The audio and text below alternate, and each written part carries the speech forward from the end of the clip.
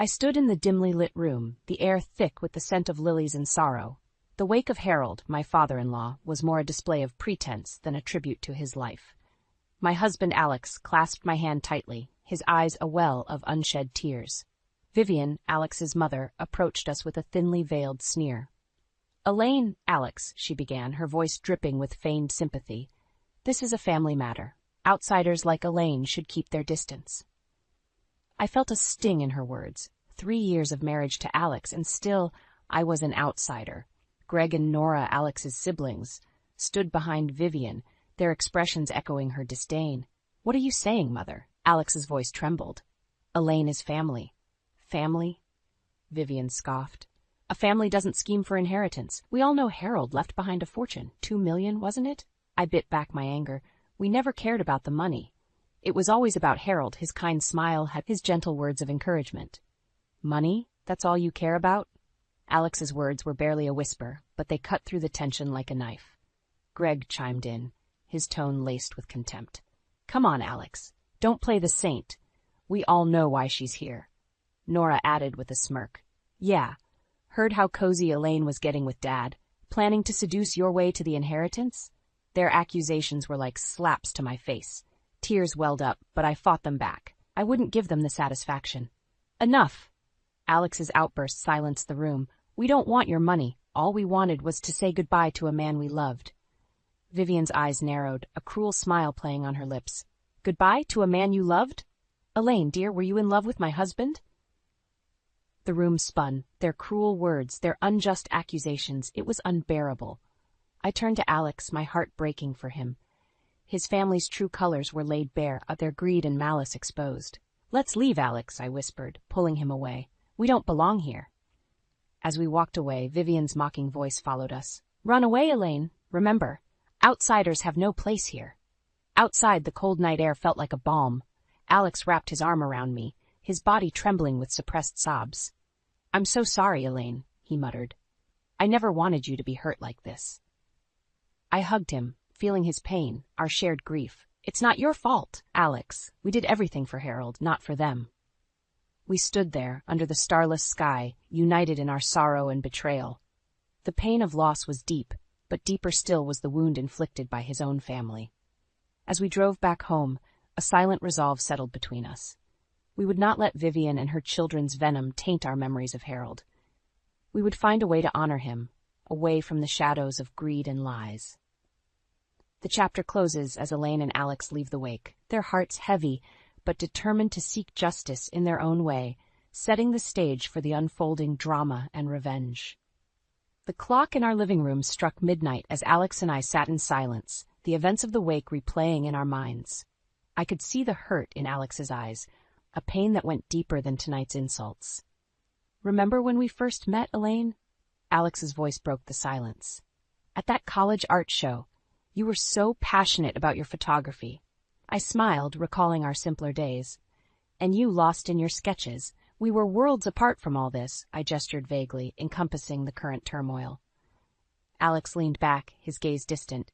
"I never told you the whole story about my family, did I? About why I was always so distant from them." I reached for his hand, encouraging him to continue. This was a story I knew only in fragments. My mother, Vivian, always favored Greg and Nora. They could do no wrong in her eyes. Alex began, his voice laced with a bitterness I rarely heard from him. "I was always the afterthought, the mistake." I squeezed his hand, feeling his old wounds reopen. "When I was a kid, Vivian never came to my school events. Greg and Nora got all the new clothes, the latest gadgets. I got their hand-me-downs if I was lucky." His words painted a picture of neglect, of a childhood shadowed by the constant reminder that he was less valued. "Despite all that, Dad, Harold was different. He tried, in his own way. He wasn't around much, but he made sure to be there when it mattered. He was the one who encouraged me to pursue art." I nodded, understanding the depth of his bond with Harold, despite the latter's limited presence. "When it was time for university, Vivian told me to get a job. No money for education," she said. "I managed with scholarships and loans. But it was never about the money, Elaine.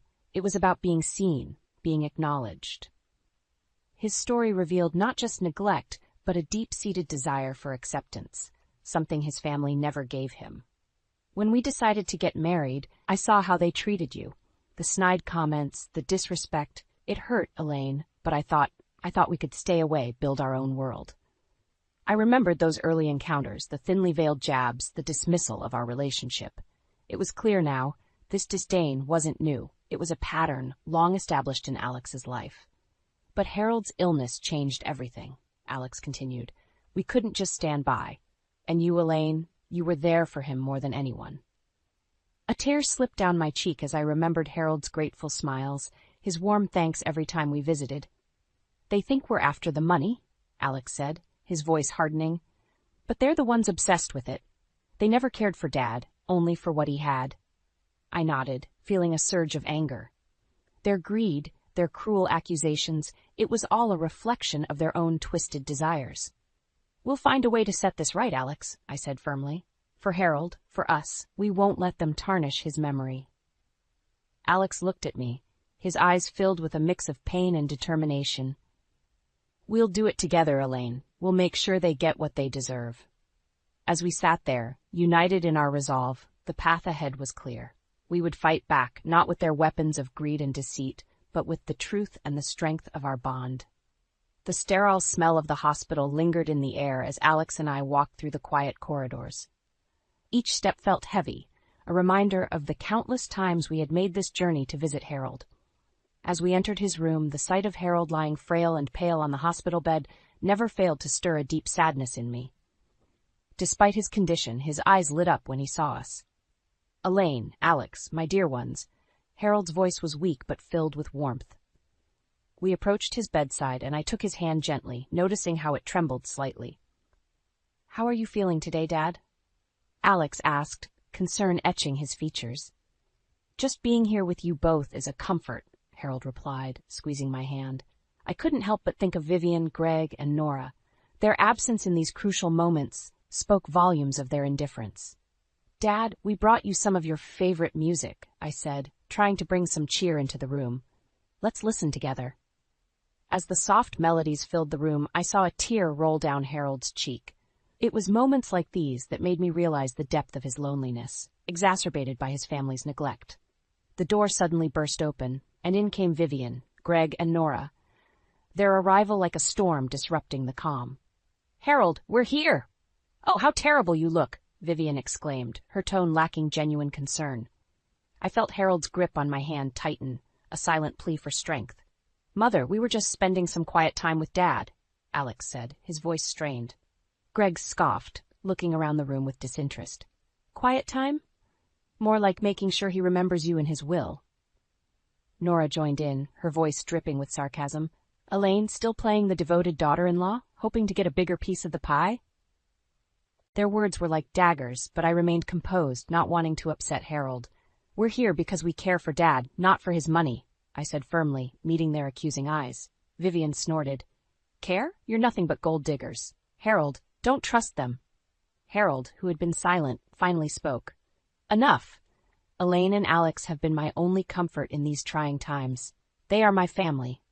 His declaration was a blow to Vivian and her children. Their faces contorted in anger and disbelief. You'll regret this, Harold, Vivian hissed, storming out of the room with Greg and Nora following her. Once they were gone, a heavy silence fell.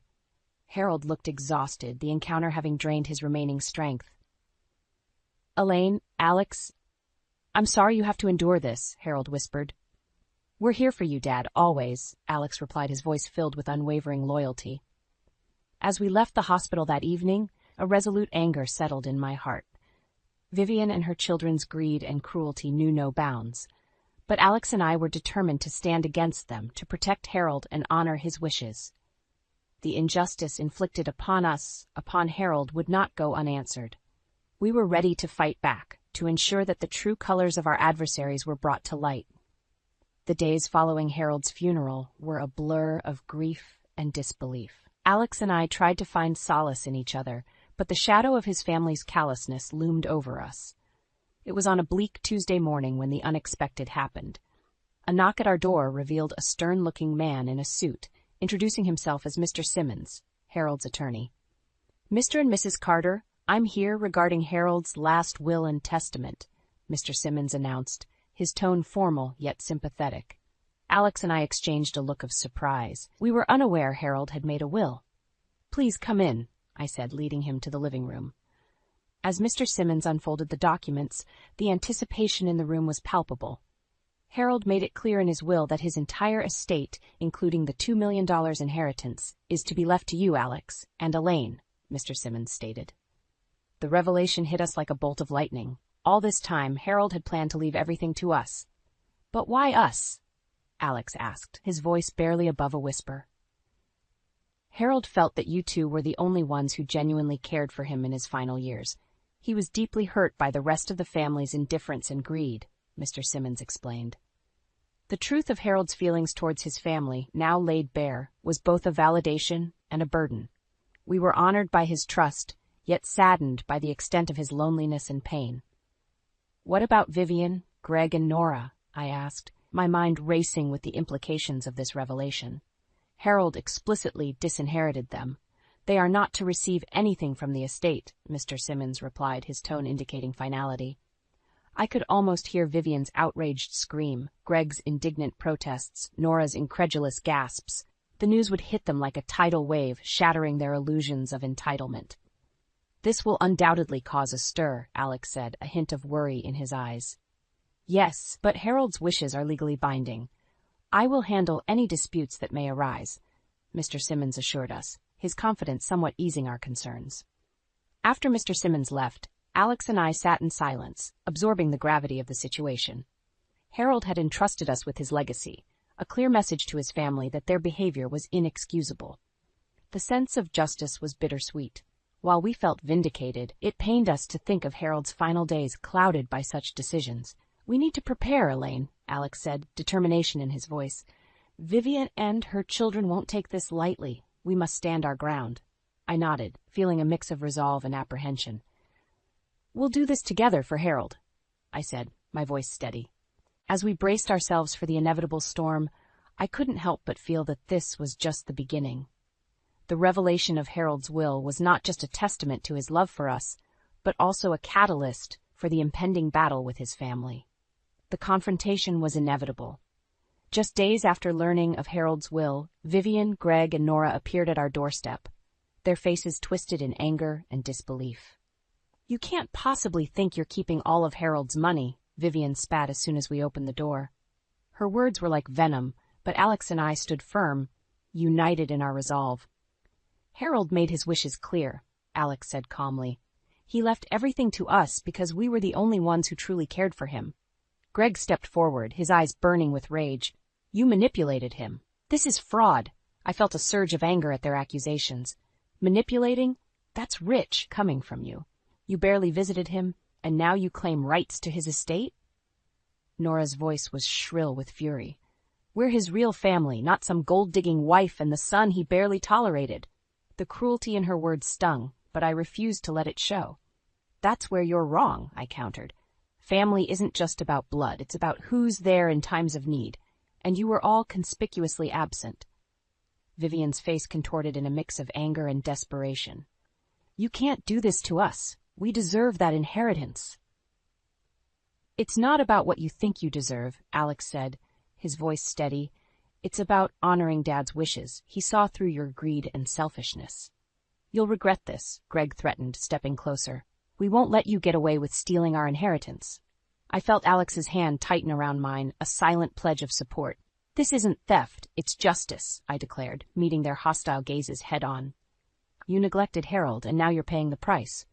Vivian's expression shifted to one of begrudging realization. "So, this is how it is. You've turned him against us, and now you're taking everything." "No, Vivian," Alex said, a hint of sadness in his voice. "You did this to yourselves. Your actions, your choices led to this moment." The air was thick with tension, the unsaid words hanging heavy between us. "Leave, now," I said firmly. "You have no claim here, not anymore." With one last glare, Vivian, Greg, and Nora turned and left, their departure leaving a trail of bitterness and resentment. Closing the door behind them, Alex and I let out a collective sigh. The battle lines were drawn, the fight for justice was just beginning. But we were ready, armed with the truth and the strength of our conviction. "We did the right thing, Elaine," Alex said, wrapping his arm around me. I nodded, feeling a sense of righteous vindication mixed with sorrow. We did for Harold. As we stood in the silence of our home, we knew this was far from over. But whatever lay ahead, we would face it together, standing tall against the greed and deceit that sought to overshadow Harold's final wishes. The aftermath of the confrontation left a charged atmosphere in our home. Alex and I knew this was just the beginning of a longer battle against Vivian, Greg, and Nora's greed.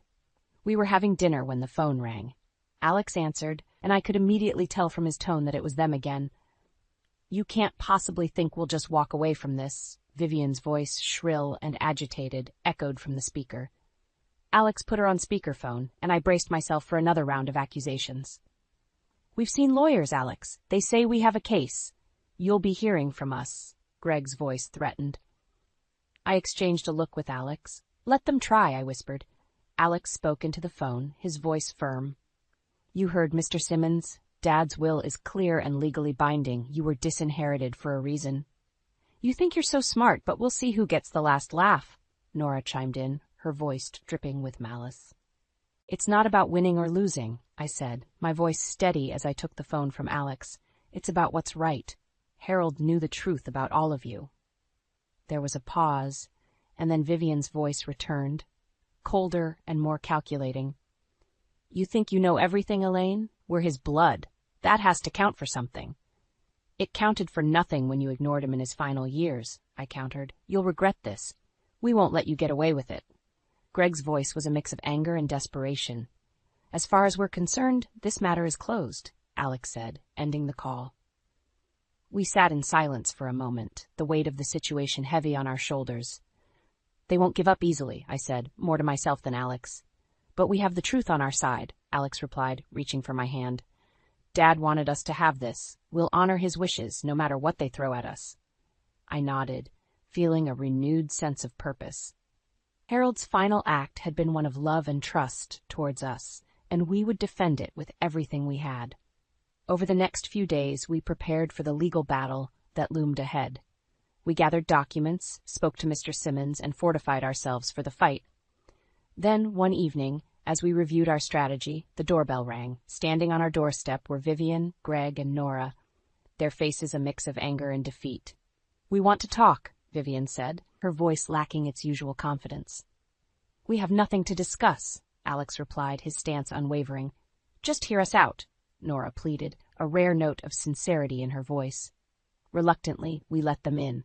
They sat across from us, their body language deflated.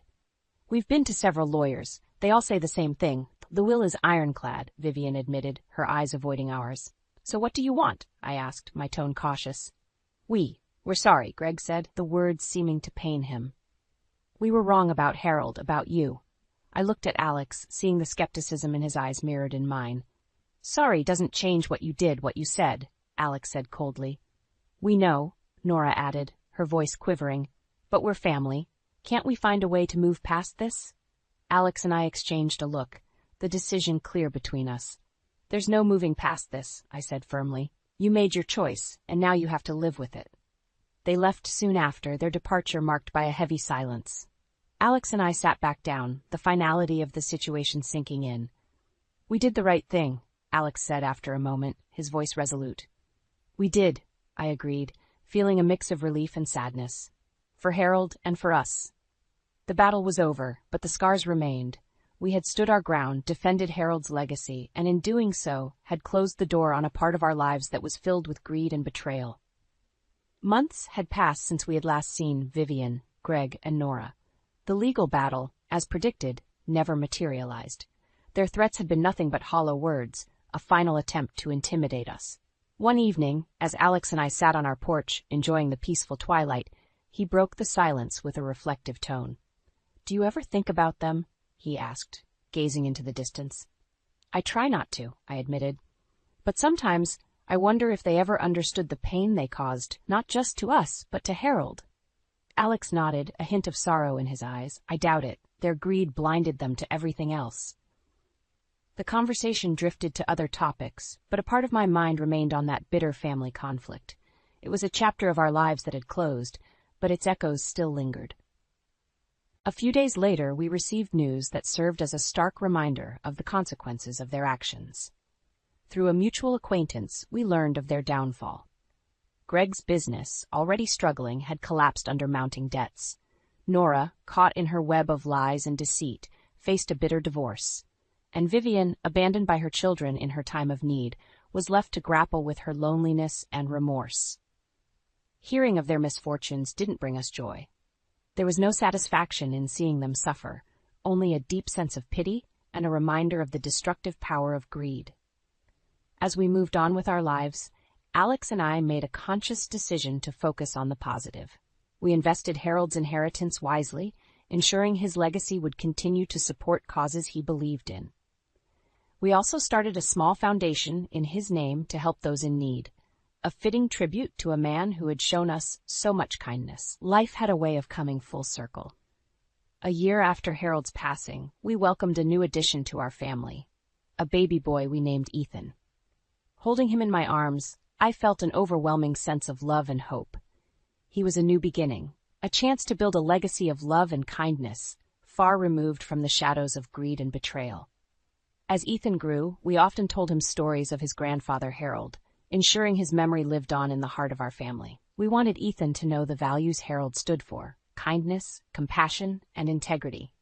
Sitting on the porch one evening, watching Ethan play in the garden, Alex put his arm around me.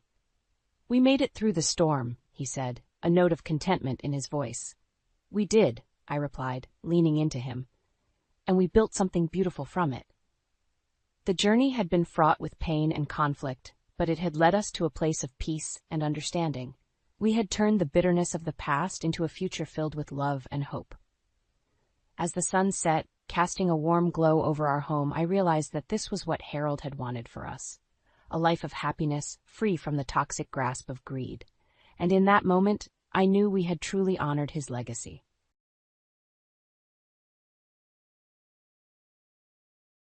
You have no place here anymore. What are you suddenly talking about?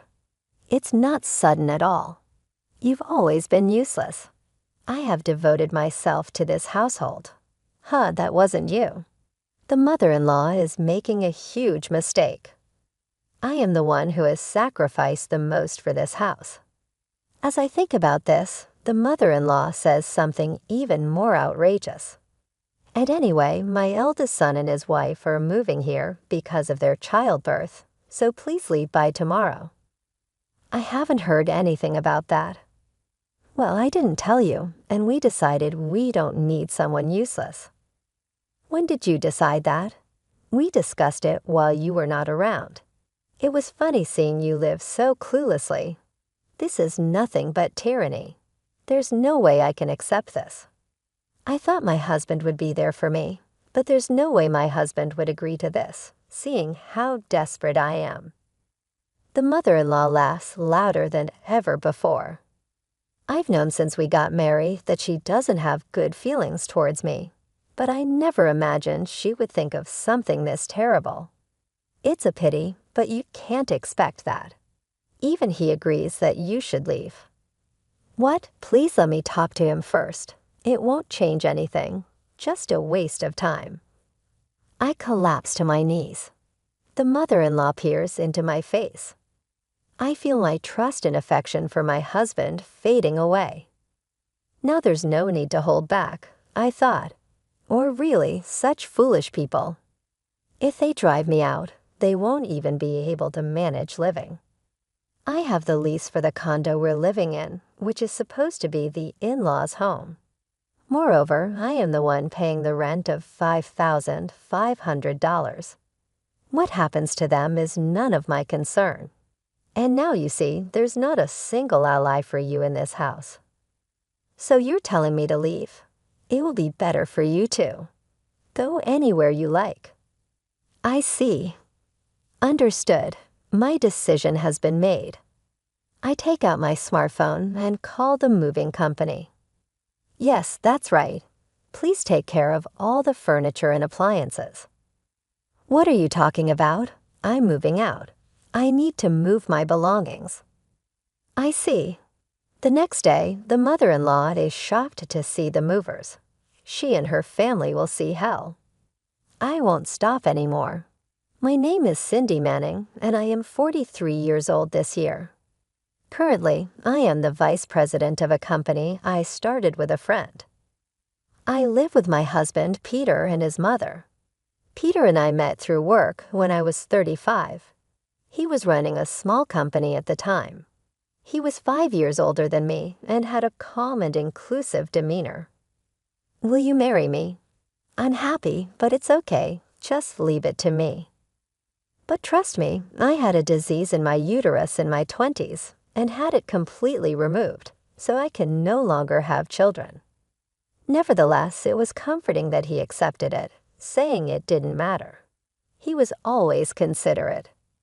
When we went to greet the in-laws, "This is Cindy.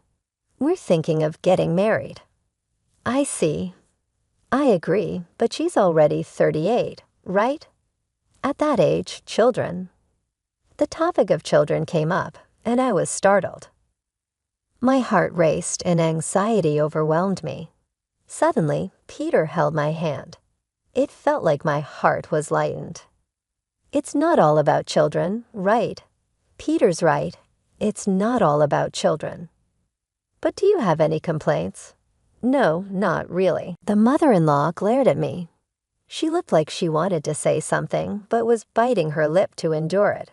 That was on the way back home. Well, we managed somehow. "Are you sure it's okay?" "It's fine." My mom might have said that, but it's only for now. I couldn't help but think he was taking things too lightly. However, the saving grace was that I didn't have much to do with the mother-in-law. Then about 6 months passed.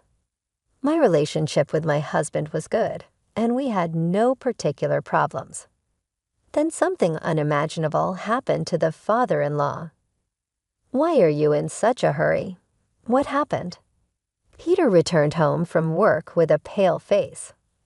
"It's Dad. What happened?"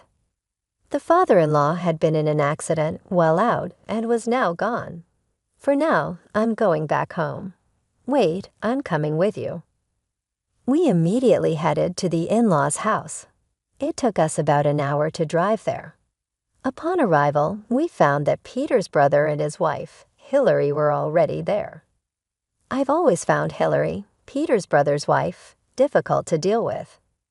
This was only the second time we met, and she looked at me with disdain. "You're Cindy, right? What are you doing here?" "I heard that father-in-law passed away." "Him, and I heard you can't have children." "What? Why do you know that?" Peter interjected before I could say more. This was supposed to be a secret, not even known to the mother-in-law yet. The fact that you know about it means, let's go see Dad first. I couldn't even look at the father-in-law's face. He had been hit by a car crossing the street. It was a fatal impact. I thought the mother-in-law would be devastated, but she seemed oddly pleased. Seeing her faint smile sent chills down my spine. When she spotted me, she slowly approached Peter. "Good of you to come." Of course, after what happened to Dad. Although she said this, her voice lacked emotion. Then glaring at me, she said, "You're not recognized as part of this family." "I appreciate you coming, but could you please leave?" "Why?" "Because you can't have children, and you're not young anymore." I looked at Peter. He briefly averted his eyes. "Why?" "Well, I've been asked a lot. I couldn't keep quiet forever." Disappointed, I couldn't believe this was the same man who had once begged me to trust him. "Well, you were wrong to hide such an important thing." "I wasn't trying to hide it." "Enough excuses. Peter, say something." I mean, it seemed like he was already under their influence. Perhaps he always had been. Peter's brother appeared scared of Hillary and the mother-in-law, staying back. "Why is this happening?" "I'm sorry, but could you go back home today?" "What? I'll definitely contact you later." "Just for today." "Are you serious?" He had no words and hung his head. I couldn't understand why this was happening. "Look, don't just stand there. Go home quickly." You're in the way. Just go." I realized I couldn't stay here any longer. Feeling an indescribable sense of alienation, I struggled to hold back tears as I left. But this was just the beginning. Alone at home, I couldn't think of anything. I just sat on the sofa, staring blankly. Eventually, I fell asleep without realizing it. I was awakened by someone calling me. "Hey, wake up. You came back." I called many times, but you didn't answer, so I rushed back. Remembering what happened at the in-laws, my anger slowly began to rise. Additionally, there was a faint sweet scent coming from him. "Wait, let me explain." "Explain?" "After what you did, there was a reason for what I did." "Then let me hear it." Peter took a deep breath and began to explain. Apparently, he had acted that way to deceive his mother and Hillary. But that was hardly satisfactory. Even if that's the case, why did you need to do that? Those two are always targeting you, right? I can't stand that either, really. Seeing my husband's earnest plea, I felt he truly cared for me. "So you'll continue to be on my side, right?" "Of course." I had no choice but to rely on my husband. With the death of the father-in-law, there was no other option. The funeral went smoothly, thanks to Peter. The mother-in-law and Hillary didn't make any snide remarks during the funeral. In fact, after it ended, they looked apologetic. What's this all of a sudden? About the other day, Peter told us, and we feel sorry we said too much. Whatever the reason, please forgive us. Oh, Caught off guard by their sudden change, I struggled to find words. Then Peter intervened. Now they admitted they were wrong. Why not forgive them? If I didn't forgive them now, I felt I would look like a bad person. It was unclear if they truly regretted their actions. I hoped this would make them behave better. With these thoughts, I returned to my normal life. Things were more peaceful than I had imagined. However, that peace did not last long. "I need to talk to you about something." "What is it?" "I'm thinking about living with Mom." "Why would you suddenly think that?" "I can't just leave Mom alone, can I?" "But what about your brother and his wife?" "Well, it seems that Hillary is pregnant." "Pregnant?" The news was too sudden, and I couldn't comprehend it immediately. "Are you okay?" "I guess so." Living with the mother-in-law was troublesome enough. And now Hillary's pregnant, especially the latter. I thought it would worsen my position even more. Considering those two, they would likely ridicule me more than ever before. That came soon enough. I was invited to the in-laws' house for a celebration of the pregnancy. "Well done, Hillary. Finally, I'll see my grandchild. Thank you." I, unlike someone we know, was treated as if I were invisible. However, what my husband said caught my attention. It sounded like he had always wanted Hillary to be pregnant. He had never mentioned anything like that before. After the celebration, as we headed home, I couldn't stop thinking about what had happened earlier. Once home, I confronted my husband. "I want to ask you something." "What do you want to ask?" "Have you always hoped that Hillary would get pregnant?" "What's with this sudden question?" "You said something like that earlier." "I was simply happy, that's all." "Really?" My husband clearly seemed flustered. About living together, he quickly changed the subject, which made me suspicious. But I thought it wasn't the time to delve deeper. Now the issue of living together was more pressing. "So what do you want to do?" "I think we should cancel the lease on Mom's apartment and move her to a new place." "Does your mother know about this?" "No, I'm going to talk to her about it now." "Honestly, I'm against living together." "Why didn't you see today?" "If we live together, I'll definitely be mistreated." Peter hesitated. "If you could firmly speak up for me, I might consider it." "Okay, I understand," he said, but the real issue was still his mother. Isn't this apartment nice? Isn't it a bit too large? What, do you have a complaint? There are smaller and still nice places available. As expected, the discussion was not straightforward. The mother-in-law and I were at an impasse, neither willing to budge. Seeing this, Peter stepped in. I agree with Mom's opinion. What, you see? Peter understands, I whispered to my husband. But the rent is quite high, you know. I'd like to ask you to handle that. Why? I don't want to put any additional stress on Mom, so please. His company wasn't doing well, so his reasoning wasn't completely lost on me. What are you two whispering about? Oh, we were just agreeing to take this room. Is that so? I'm looking forward to it.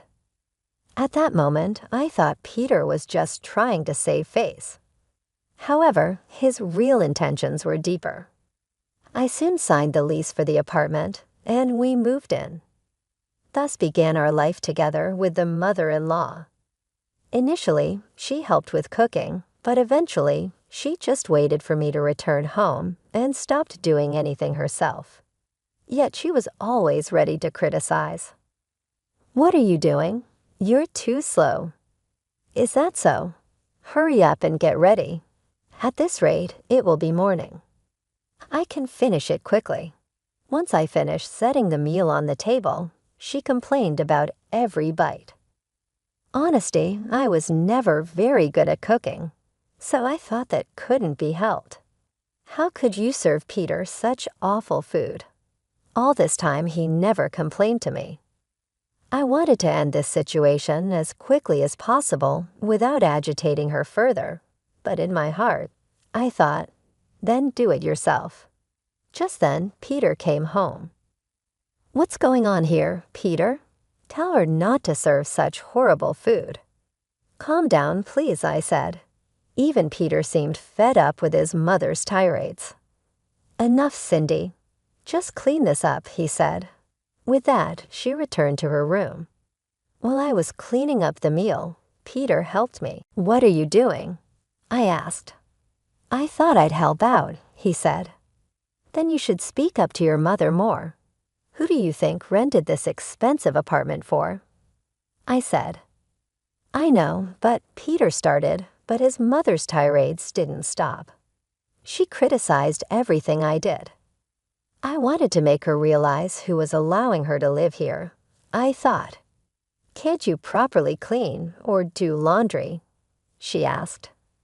I was going to do that when I got back, I said. Excuses are unseemly. Didn't you receive a proper upbringing? She continued.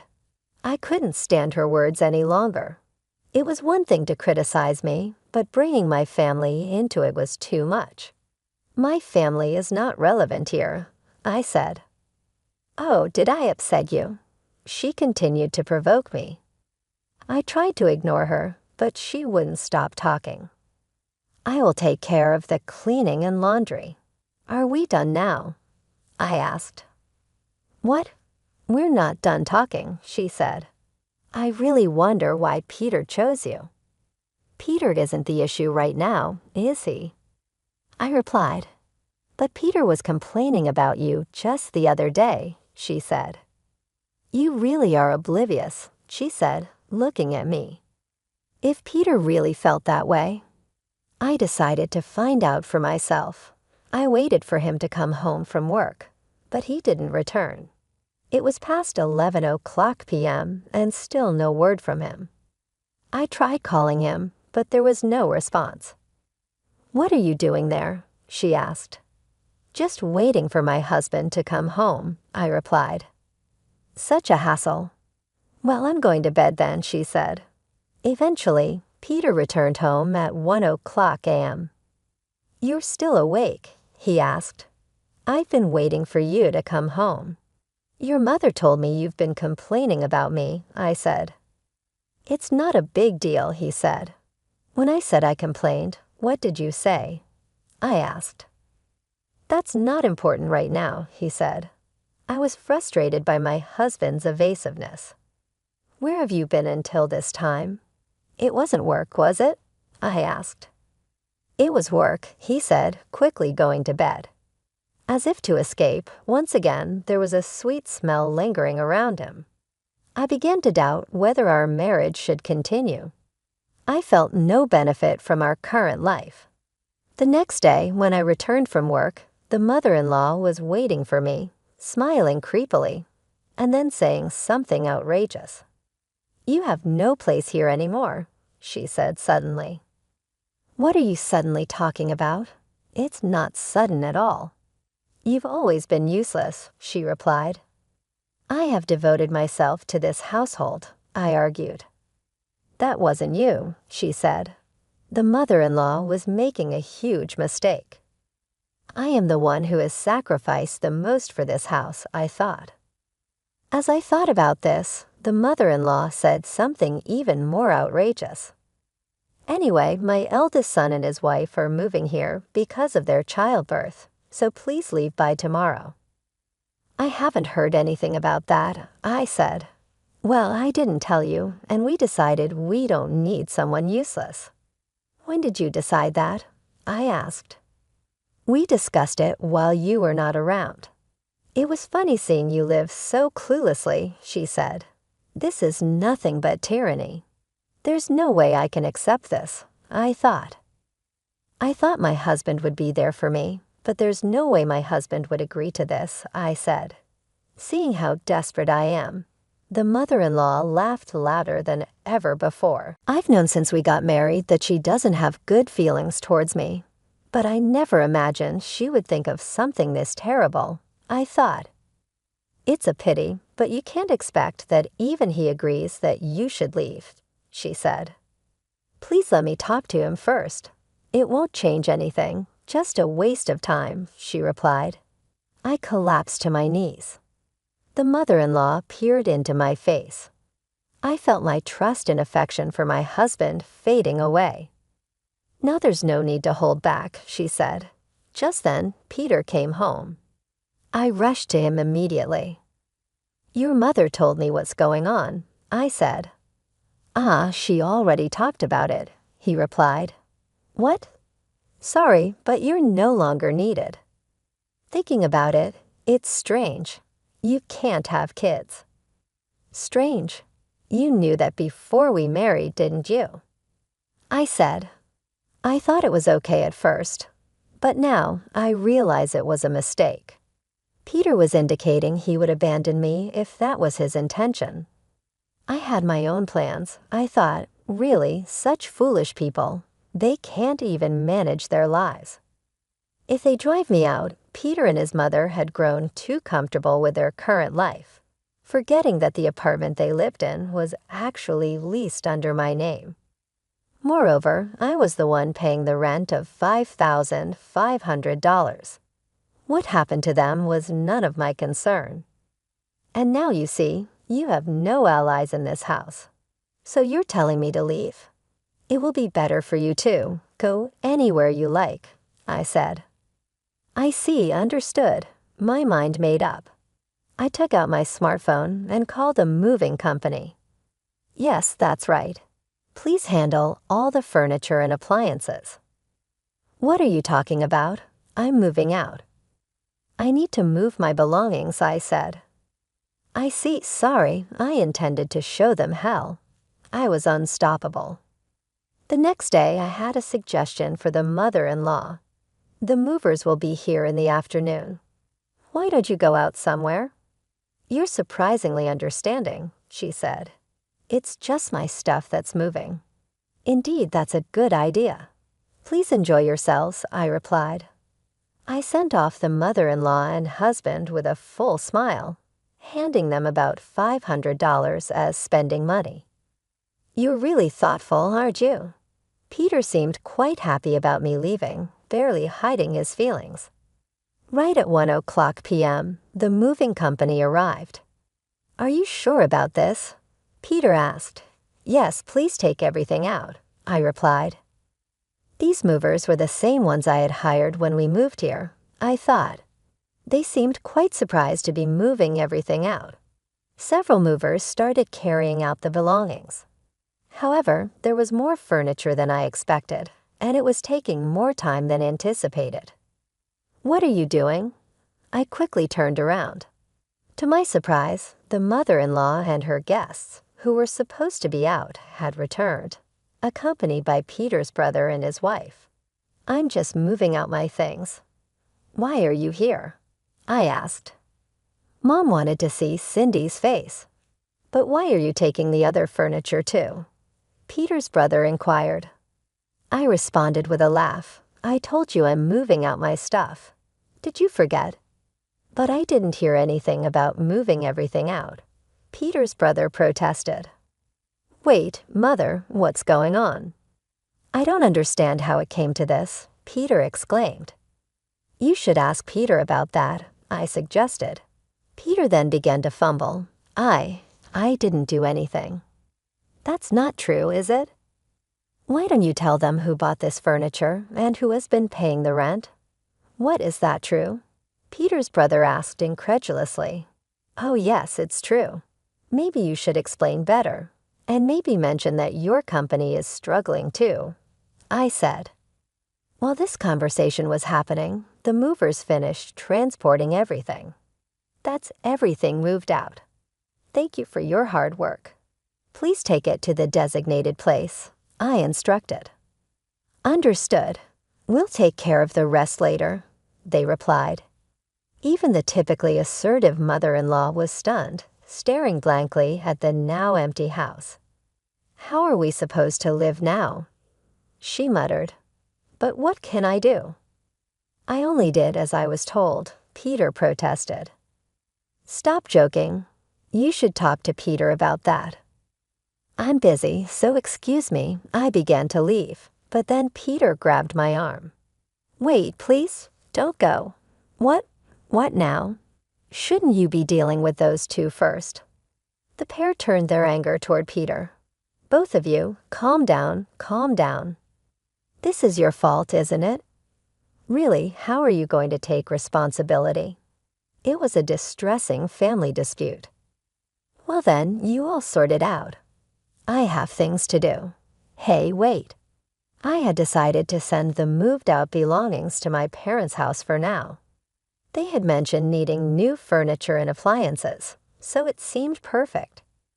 I started walking confidently towards the station when Peter's brother stopped me. "Brother, what's up?" "Actually, there's something I need to talk about." "Yes."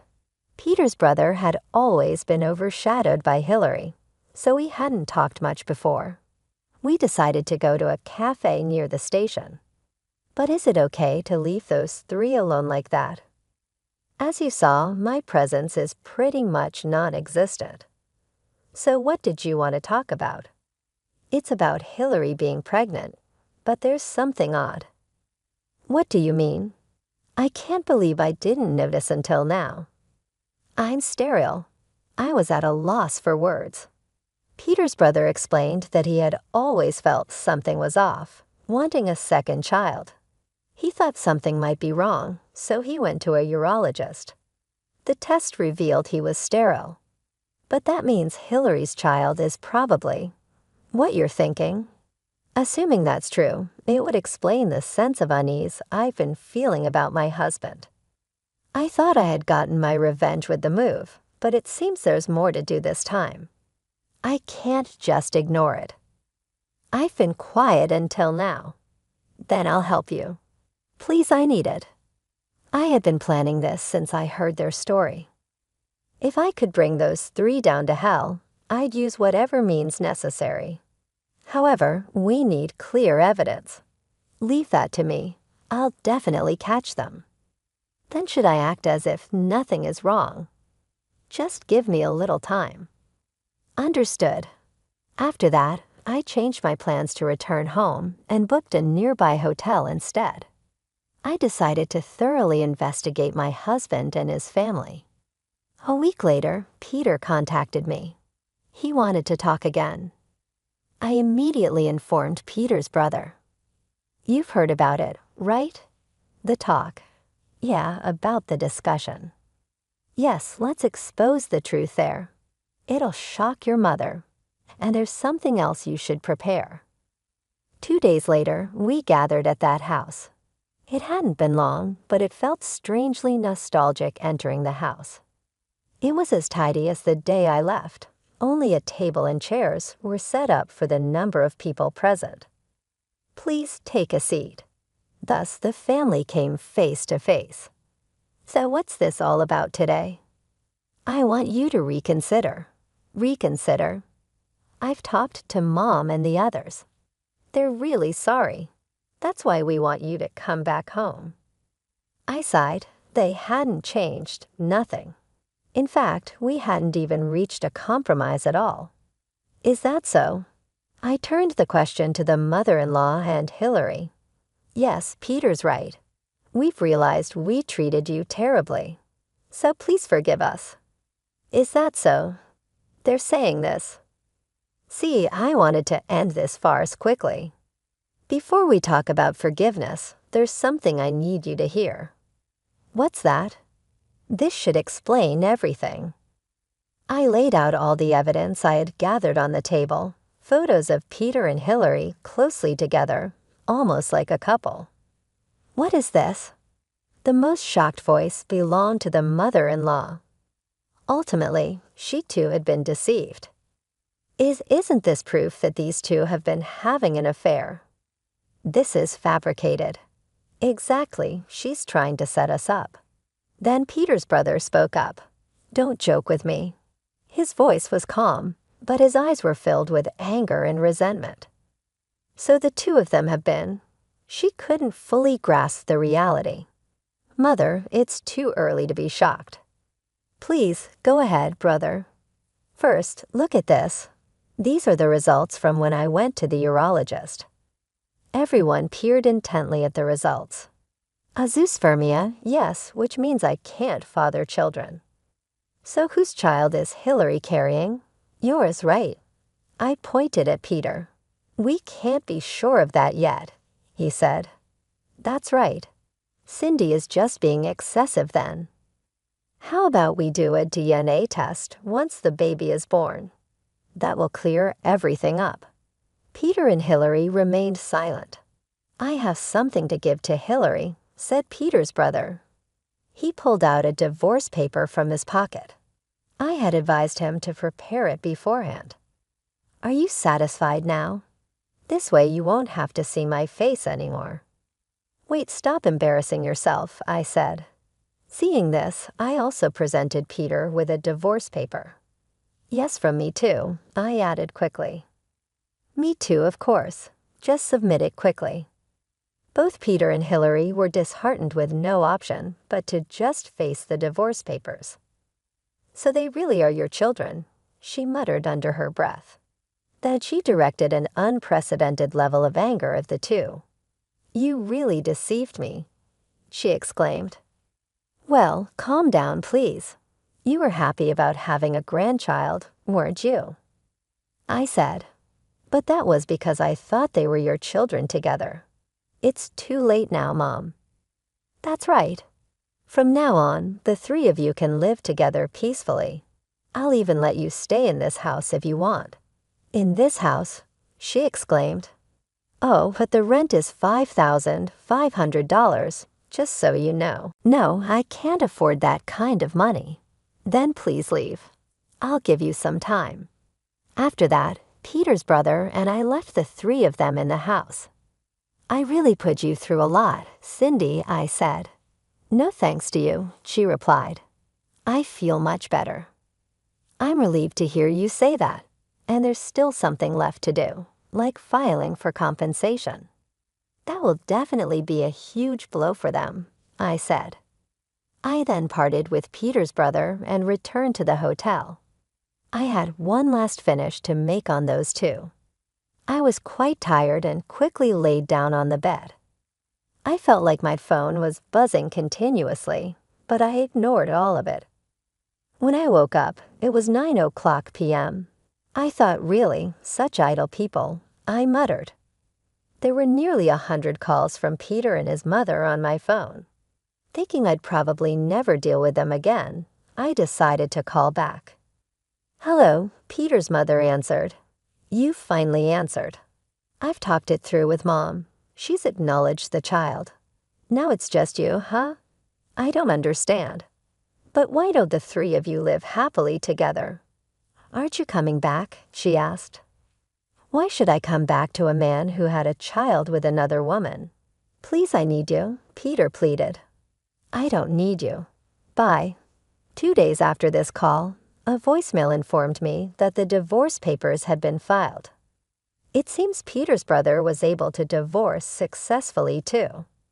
I then proceeded with the compensation claim. Peter and Hillary would definitely have to pay for their deeds. The three of them seemed to have made arrangements to move out quickly. Peter apparently wanted to remarry, but ultimately he fell out with the mother-in-law, and they no longer communicate. How are you? I reached out to the mother-in-law. I was curious about how she was living now. What do you want now? She snapped. I just wanted to hear your voice, I said. Thanks to you, we're in a mess. I heard you've been abandoned by Peter and the others. Whose fault is that? She retorted. You reap what you sow. Good luck living on your own life without the troublesome people. I was quiet and very comfortable. From now on, I would spend time and money only for myself. It's been a while since I looked forward to living alone.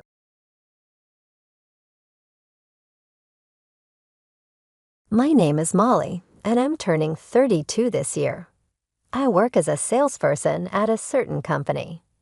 My husband's name is Mike, and he was my high school classmate. This year marks our 10th wedding anniversary. We started dating in high school and continued our long-distance relationship even after going to college. However, our feelings for each other remained unchanged, and we got married right after graduation. Although we dated for a long time before getting married, we still love each other very much. Shortly after getting married, our eldest daughter, Kate, was born. She's turning 9 this year. Currently, I'm pregnant with our second child, and I'm excited about giving birth after a long time.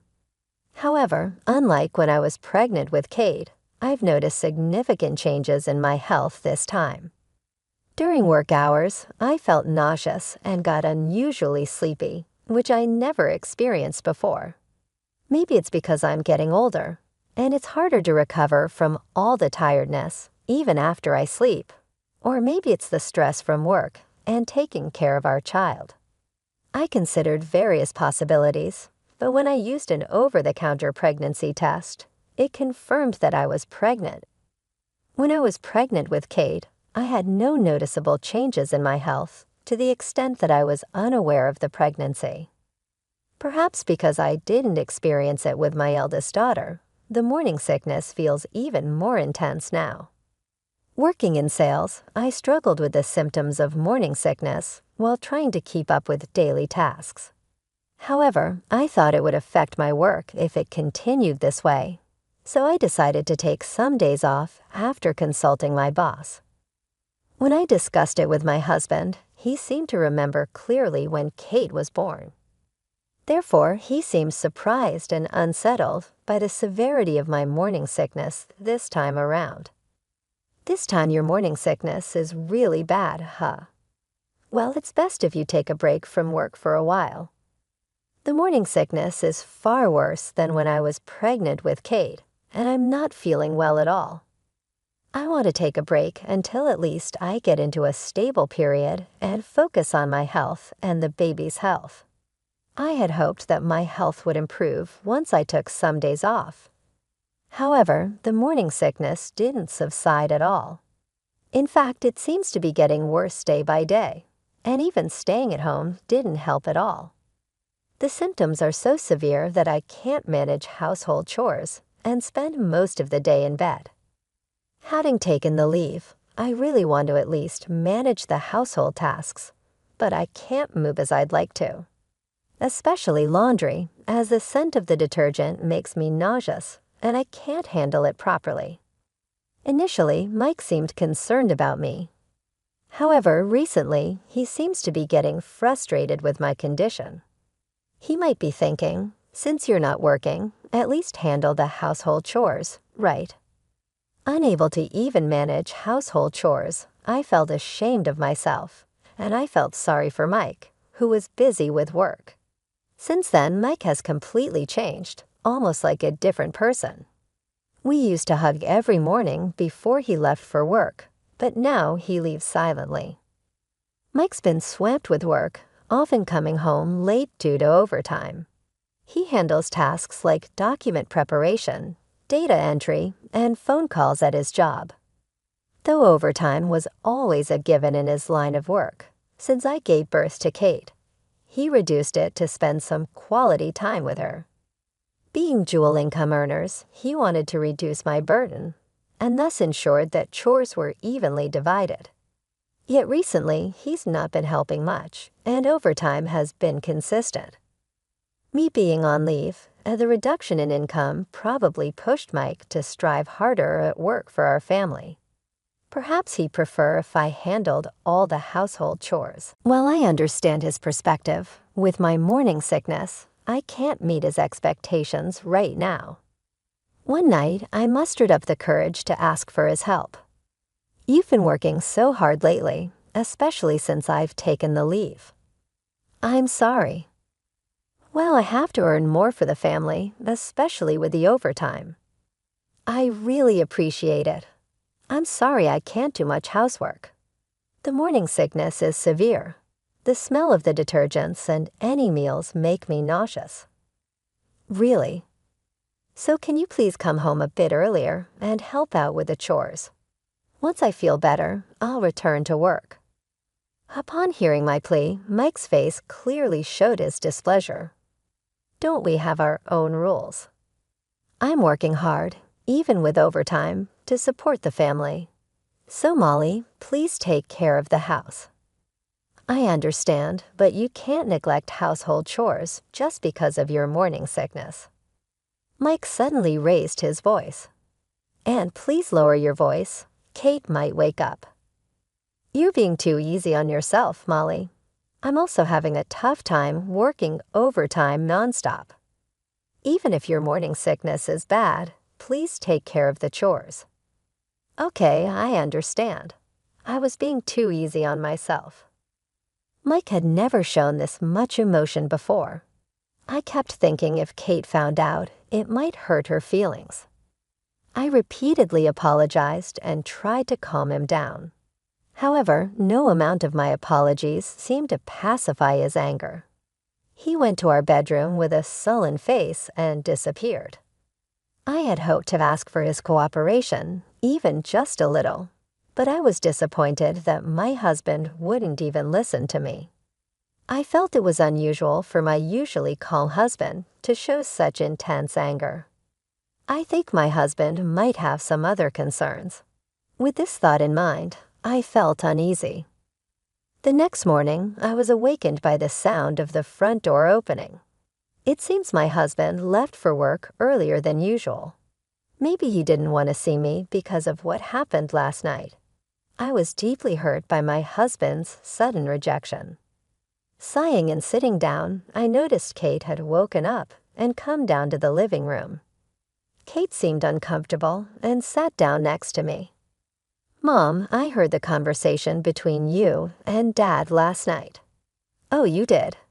Kate must have been shocked to hear how my husband acted.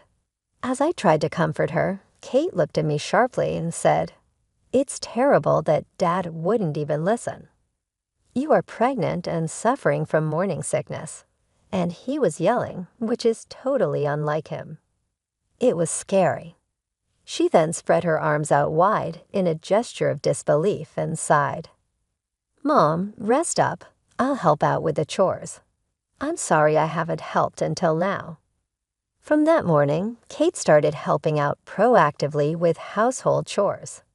Since she learned how to do chores from a young age, I can rely on her confidently. I was genuinely pleased to see how kind-hearted my daughter had become.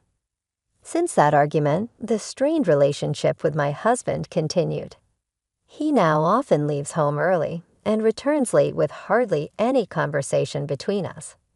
With the birth of our second child approaching, I started to feel anxious. Just when I thought our relationship was beyond repair, Kate shared some unexpected news. "Mom, something's wrong." One evening, as soon as Kate returned from school, she said this with a pale face. "Kate, what's wrong? Are you hurt?"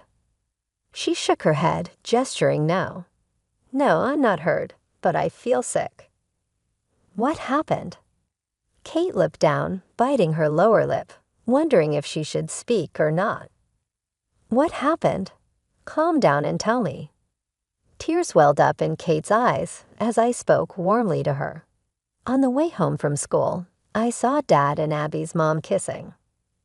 Really? Abby is a good friend of Kate's.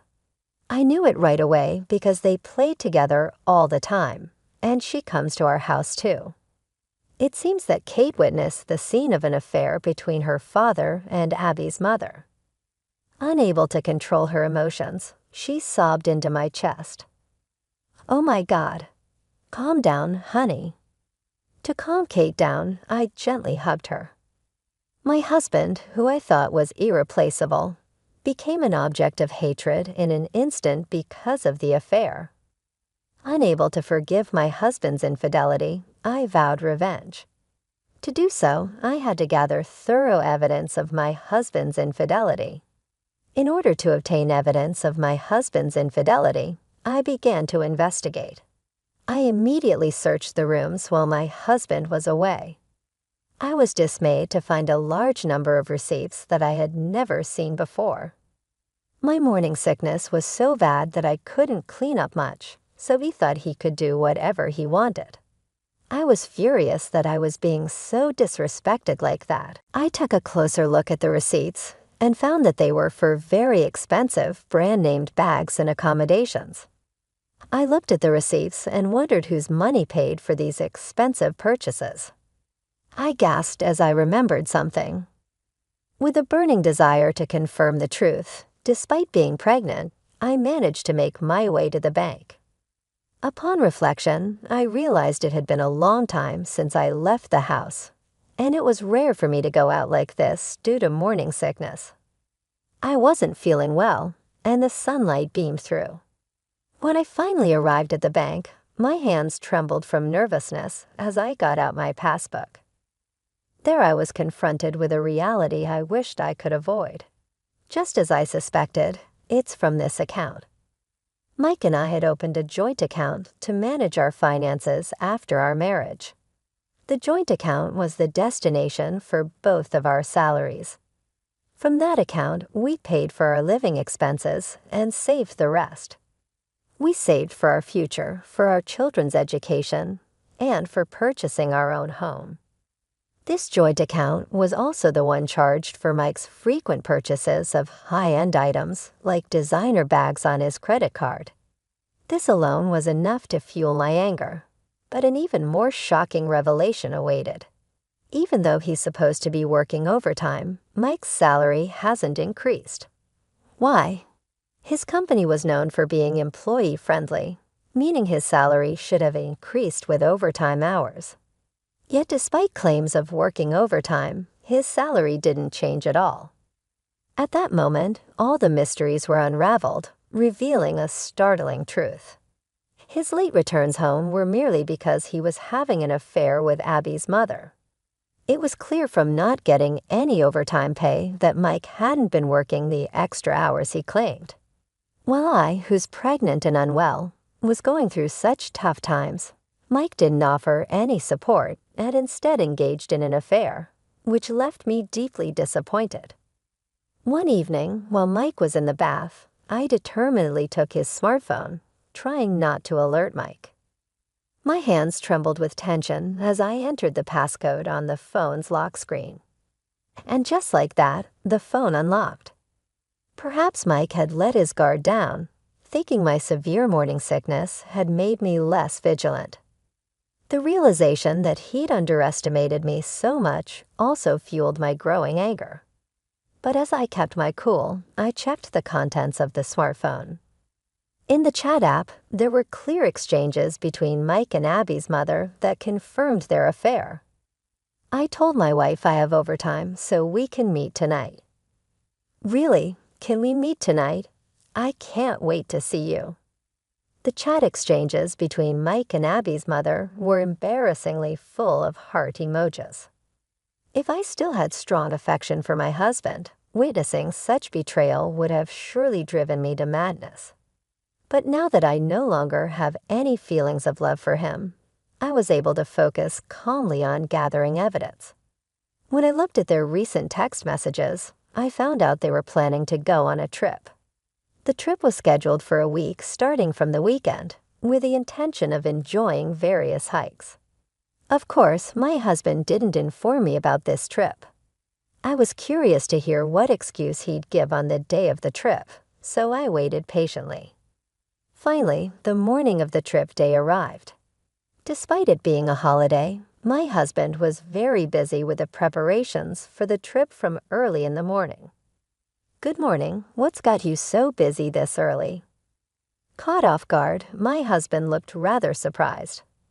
"Oh, well, you see, what are you doing up so early?" I woke up hearing some noise. "What's with the suitcase? Are you going on a trip?" "I have a company trip for a week starting today. I thought I told you. Just wait, I'll buy you a nice souvenir." "Did you? Maybe I just forgot. My bad." Seemingly having heard the commotion, Kate woke up too.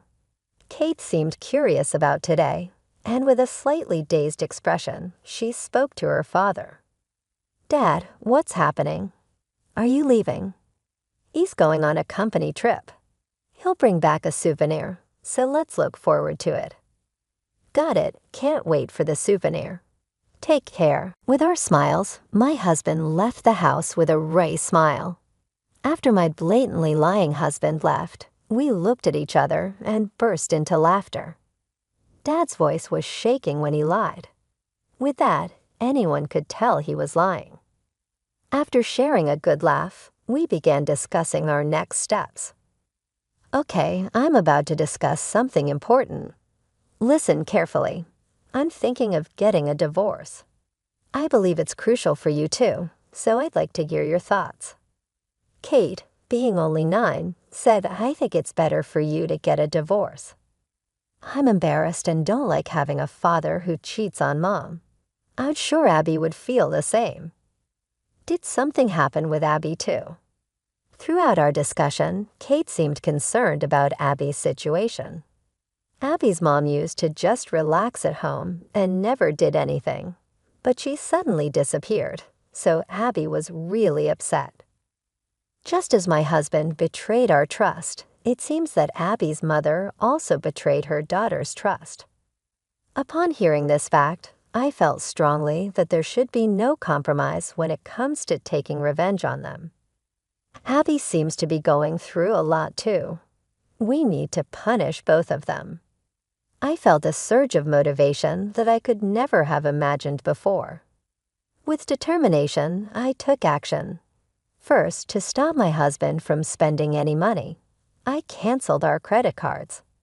I decided it was necessary to fairly divide the savings in our joint account, so I transferred half of it to my account. To avoid disputes over property division in the divorce, I decided to secure my assets early on. Kate and I started packing up our belongings. I had already explained the situation to my parents, so we decided to move back to my parents' home. Kate, let me confirm once more. Once we divorce, we can't come back to this house. Are you really okay with that? Yes, I'm okay. Then let's go to Grandpa and Grandma's house. Yes, let's go quickly. Kate seemed to be filled with anticipation. She seemed neither sad about our divorce nor mournful, but rather had a cheerful look, which put my mind at ease for the moment. We completed the move to my parents' house in high spirits. I decided to let go of the house filled with memories of our time with my husband and start a new chapter in my life. This decision came after discovering a message exchange between my husband and Abby's mother. "Oh, I want to be freed from that house as soon as possible. I want a divorce right away and live with you." From the messages, it appeared that Abby's mother had already moved back to her parents' home. To think she would abandon her family, including her young daughter, for an affair and selfishly move back to her parents' house is unbelievable. I found out that my husband had visited Abby's mother's parents' house from the history on his car navigation system. I packed up my husband's belongings and sent them to that address. I sent his belongings to his mistress, Abby's mother, and subsequently terminated our house. This way, my husband would be able to live freely with Abby's mother. Since my husband insisted he was on a company trip, I sent his valuables along with a letter to his company. Having emptied the house, the weight on my heart lifted, and I felt refreshed and ready to take a new step forward. The next morning, I received an early call from my husband. "Molly, I'm sorry, I seem to be running out of money. It looks like I forgot some cash at home." "Oh dear, that's a bummer. I'm really in a bind. Can you transfer some money to my account, even if it's just a little? Actually, things are a bit tight for me this month. Since you're on a company trip, maybe you can borrow from a colleague." "Well, about that, just explain your situation and borrow from your colleagues. I'm having severe morning sickness right now, and it's hard for me to talk. I'm hanging up." "Wait, hold on." I felt a bit better knowing that my husband couldn't use his credit card anymore.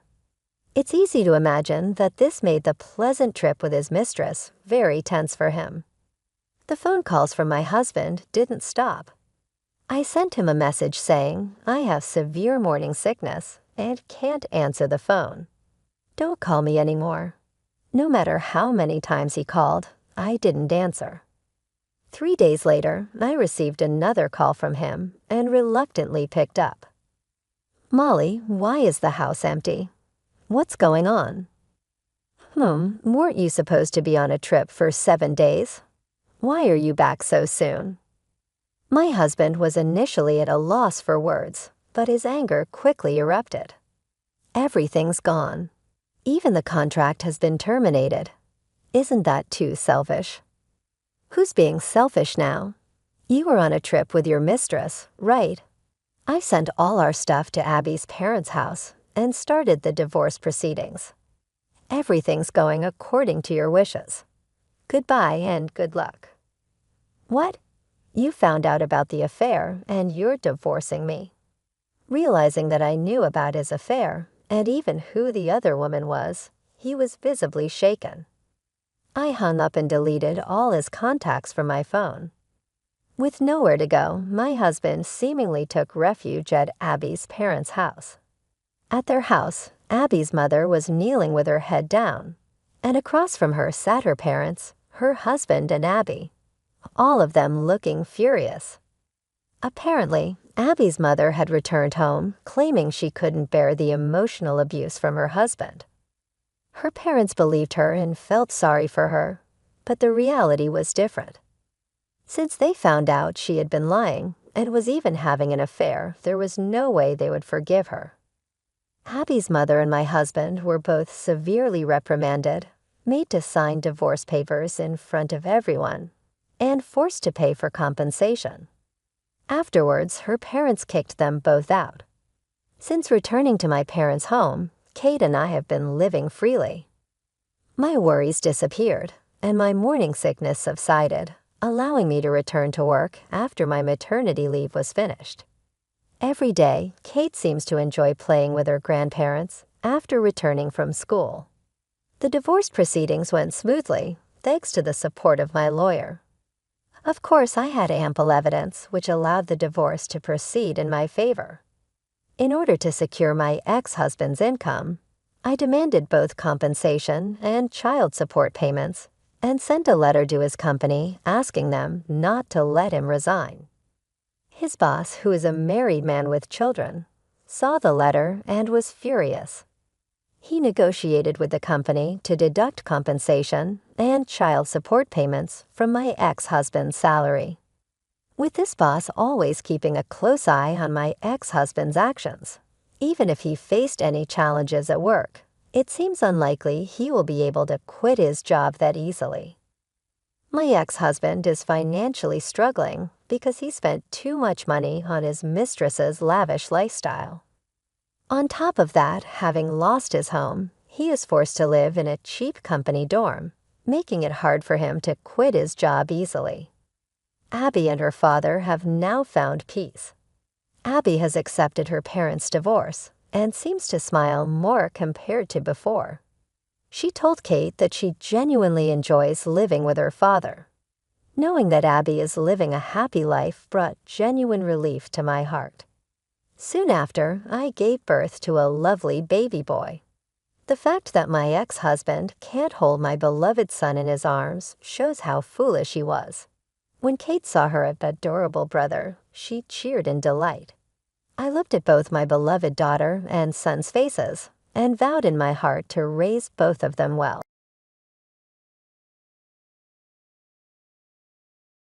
Hello, my name is Bridget.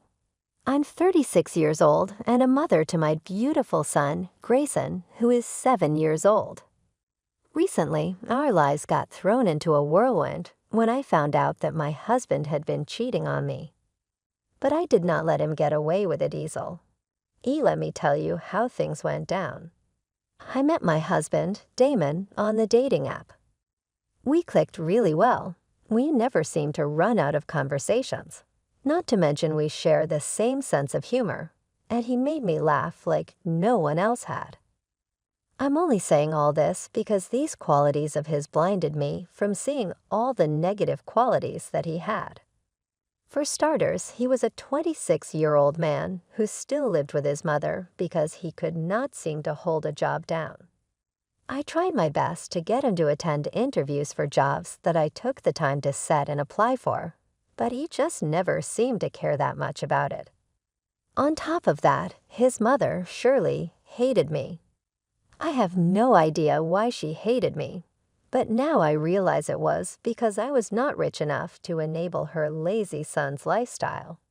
She would always tell Damon that he could do better than me while I was standing right there. She would make snide remarks about me and would insult me at every point that she could. At no point did Damon ever stand up for me and correct his mother. Instead, he would try to make me feel better and would tell me to just ignore the things his mother said and did. And so that was what I did. I learned to ignore what Shirley said to me, even though her words hurt me. I truly was blinded by love for Damon. Because when he proposed to me after 2 years of dating, I said yes. Shirley was not happy about us getting engaged, and neither were my parents because they really didn't like Damon for obvious reasons. So Damon and I eloped about a year after we got married. I got pregnant with my son Grayson. Grayson truly was the only light in my life at that point. I say that because after giving birth to Grayson, my workload only increased. Initially, Damon got a job, and for the first few months of Grayson's life, we were doing well. But then he lost his job, and I had to pick up extra hours. Then, a few months later, Damon would land himself a better job, only to lose it again. This cycle continued for the next 7 years until finally, Damon landed a good job after Grayson's 7th birthday. He was getting paid well, and while I didn't hold out much hope for him keeping it, he surprisingly stayed there for over 6 months, which was a huge surprise. I was finally beginning to settle into my new comfortable life until one day Damon told me about a conversation that he had with his mother. So I was talking to my mom today, and she told me that she was feeling all alone at home. Yeah, I can imagine. I mean, she doesn't have many people to meet or many places to go. I just feel really bad about it, you know. Of course, I would love to go over and maybe keep her company some days after work, but you know how she doesn't like me. Yeah, I don't think that would make her feel any better, but she did propose an idea to me, and I told her that I'd run it by you before giving her an answer. Okay, what is it? She suggested that I send Grayson over every weekend, and some weekends I could even stay with the two of them. And I'm not invited at all. You know how she feels about you. I mean, you said it yourself. Yeah, but don't you think it really means that she's purposely trying to exclude me from my own family? I see where you're coming from, but I also can't just ignore my mother. You can't ignore your mother, but you can ignore and isolate your wife. That's amazing, Damon. Oh, come on, there's no need to be so dramatic about this. Just give me a straight answer, yes or no. I am not being dramatic, Damon. How would you feel if the tables were turned? Of course, I'd feel bad, but this is the family we're talking about. Besides, Grayson loves Mom, and I'm sure he'd be happy to spend his time with her. I know that. It's just sad how you'll always pick your mother over me, even when she's treating me so wrong. Come on, that's not true. I always pick your side. I mean, I agree with you right now that my mom doesn't treat you right. Agreeing with me in private does not show me anything. Your actions tell me everything I need to know. Why am I even fighting you on this? Do whatever you want. My relationship with Shirley hadn't gotten any better even after I gave birth to Grayson. I knew she did not like me in any way, but for her to actively exclude me from any and all family time that I had with Grayson made me so angry and upset. Damon kept pressing me for an answer as the weekend drew nearer. At some point, I realized that I needed to prioritize Grayson over my feelings, so I asked him if he would like to spend his weekends with his grandmother. Grayson was enthusiastic about the idea, so I told Damon that he could go the first weekend that Grayson went over to Shirley's house. Damon also accompanied him, so I was left at home all alone. Even though I felt sad, I took that time to finally rest up and spend some quality time with my family and friends. When Grayson returned on Sunday evening, I noticed that he had been dropped off by Shirley's friend and that he came back home with a bag of gifts for him.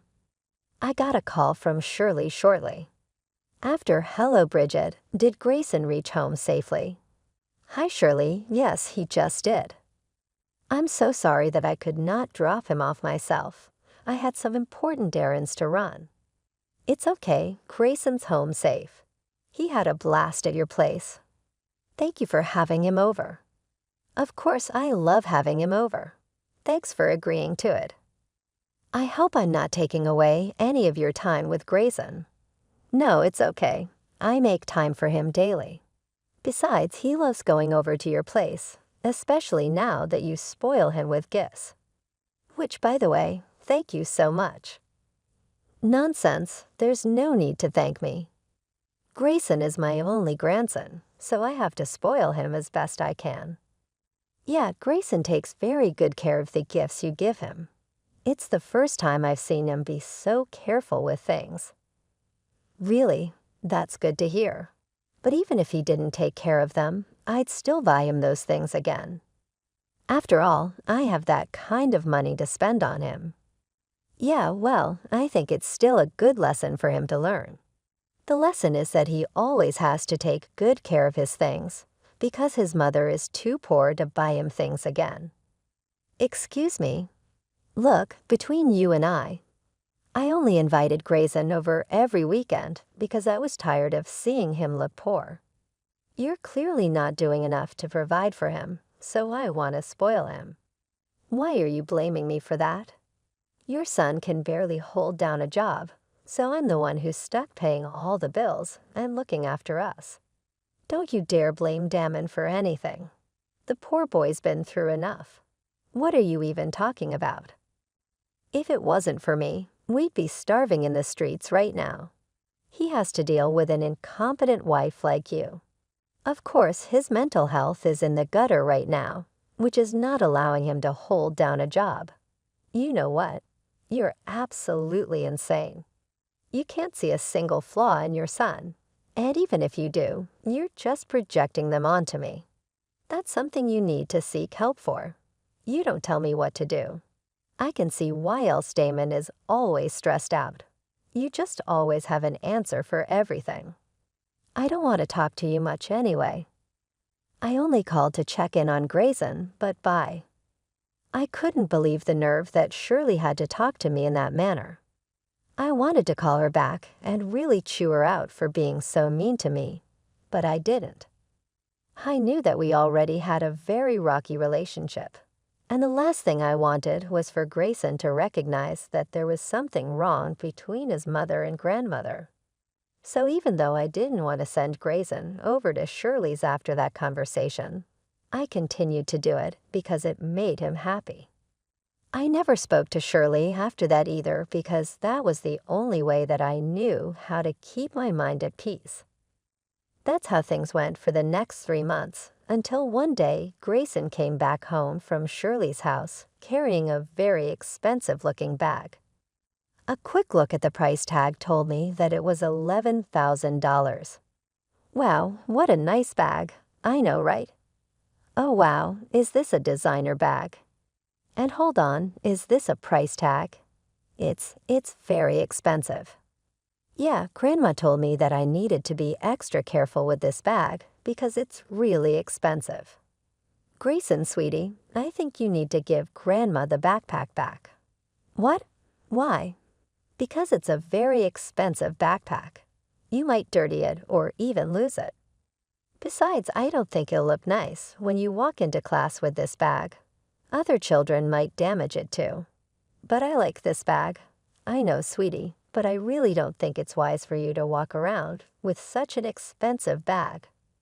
Why don't you give it back to Grandma so she can keep it safely till you grow just a little bit older?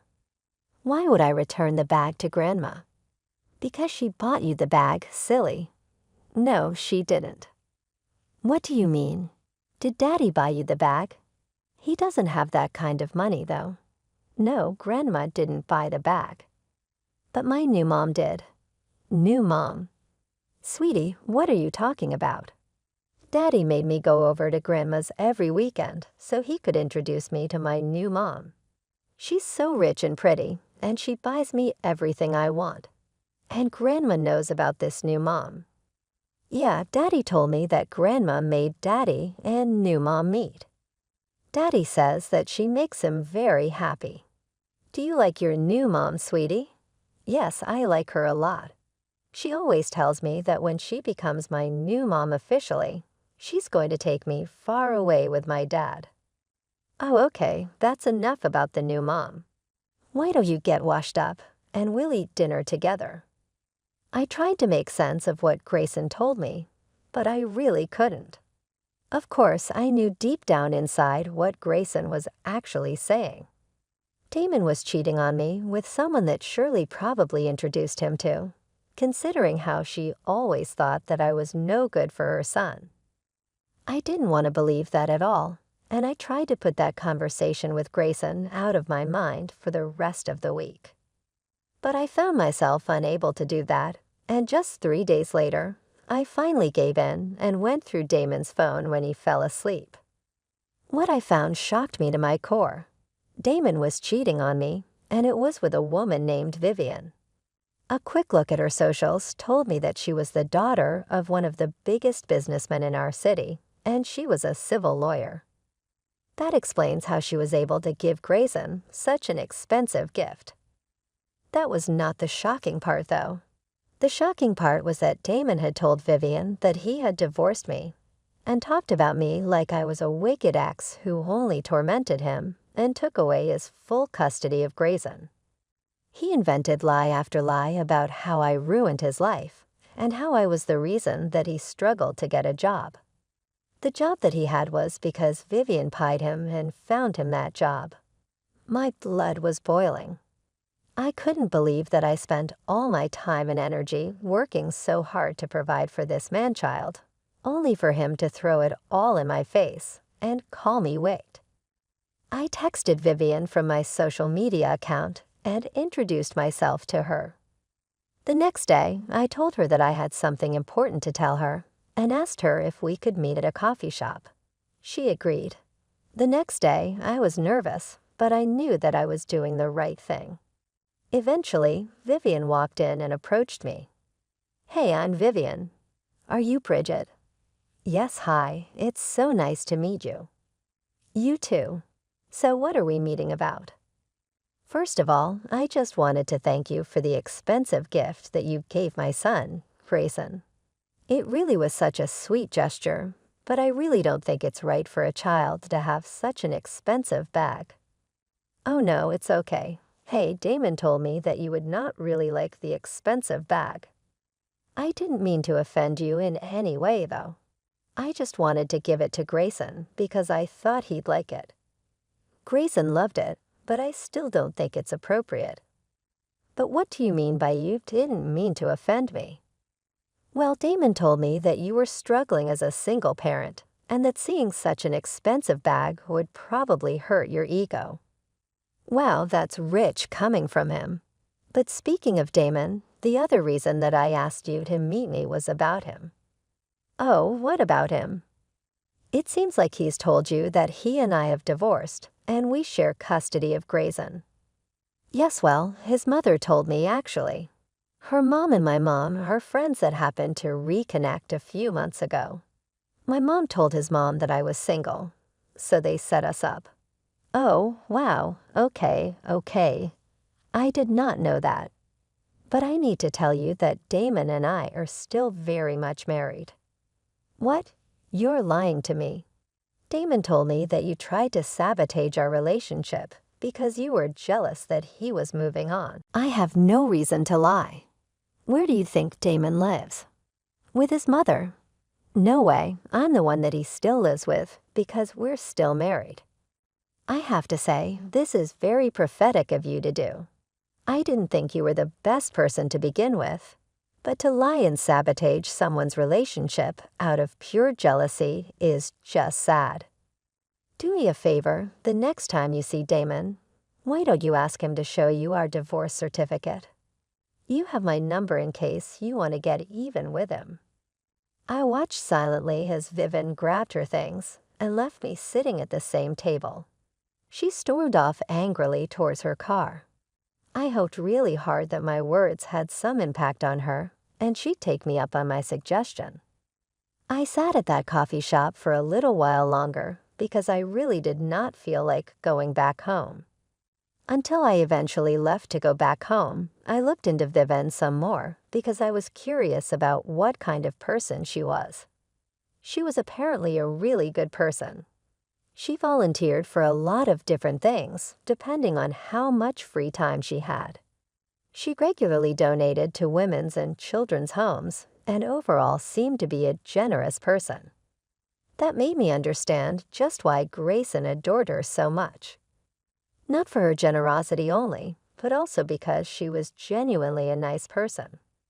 The more I thought about it, the more I really did feel bad for Vivian. If I found out that my relationship with someone turned out to be a lie that resulted in me doing something that I was okay with, I would not want to believe it. I really prayed and hoped that Vivian would see that I was right, because I wanted more than anything to ruin Damon's life for what he did to me, Grayson, and our family. My prayers were answered in 2 weeks. I was at work when I got a call from an unknown number.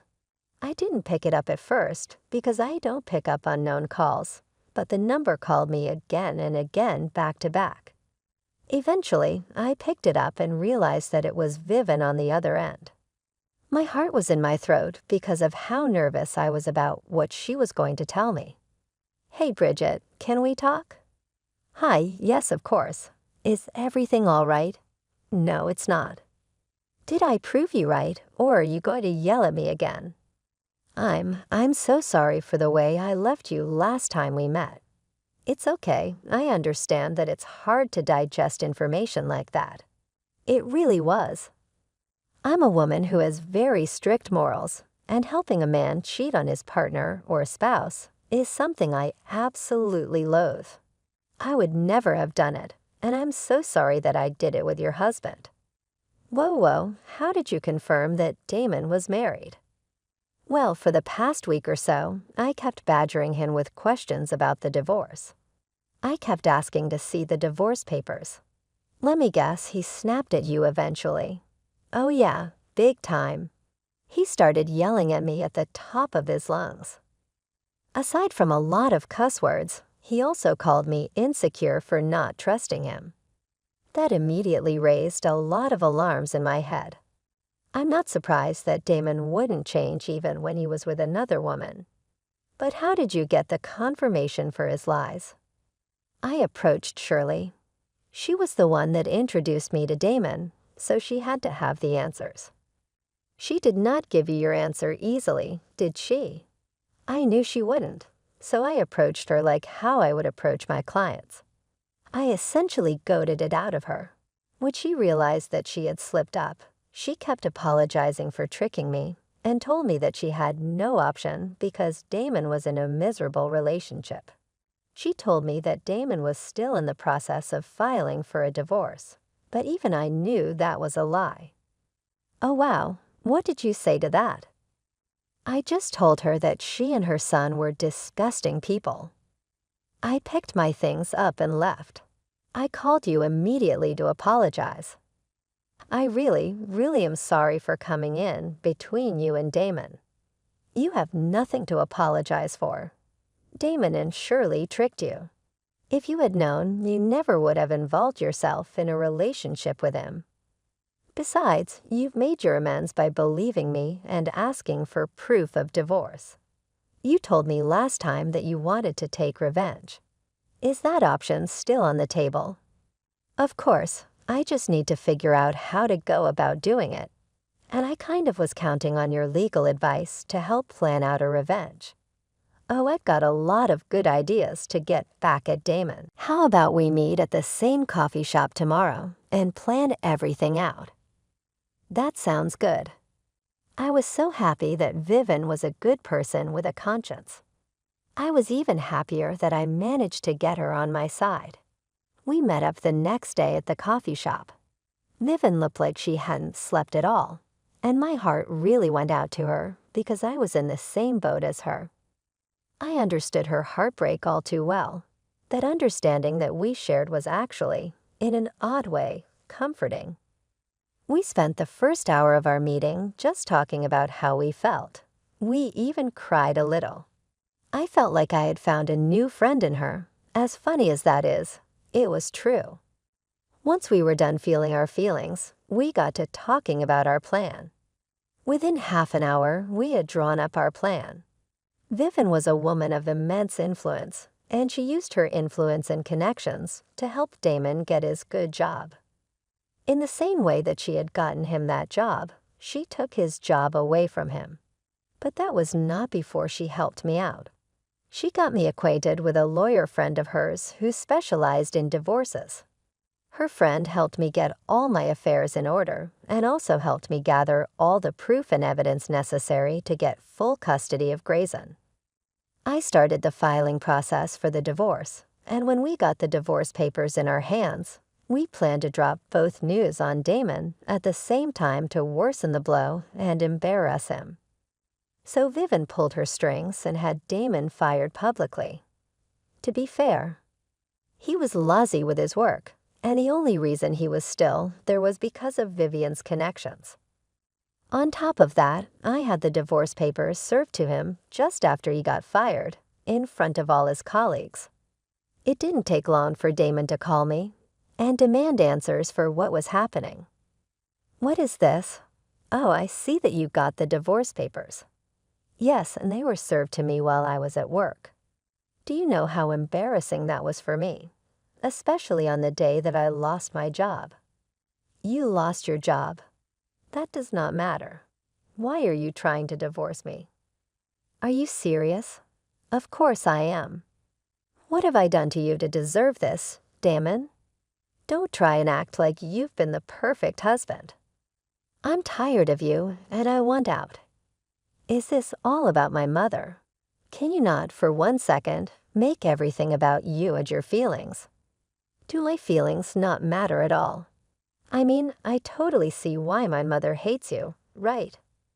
That's why you were cheating on me with Viv and your mom's friend's daughter.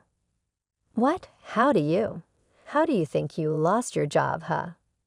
You planned this. More like Vivian was more than angry that you lied to her about being divorced. She has some very strict morals, all of which you knew, apparently, and you made her violate them. What did you say to her? I only told her that you were still married to me. That set her off, and she took her revenge. Now it's my turn. You can't leave me. I have nothing. How do I live now? Go live with your mother, who cares so much for you that she enables you to cheat on your hardworking wife and break your family. Look, I'm so sorry. I promise I'll be better. I'll cut all ties with my mom. Please don't leave me. You already told Vivian that we were divorced, and I'm just making this a reality. Everything that you want to do to make up for your pathetic behavior will not work. It's a little too late for apologies. What did you expect from me?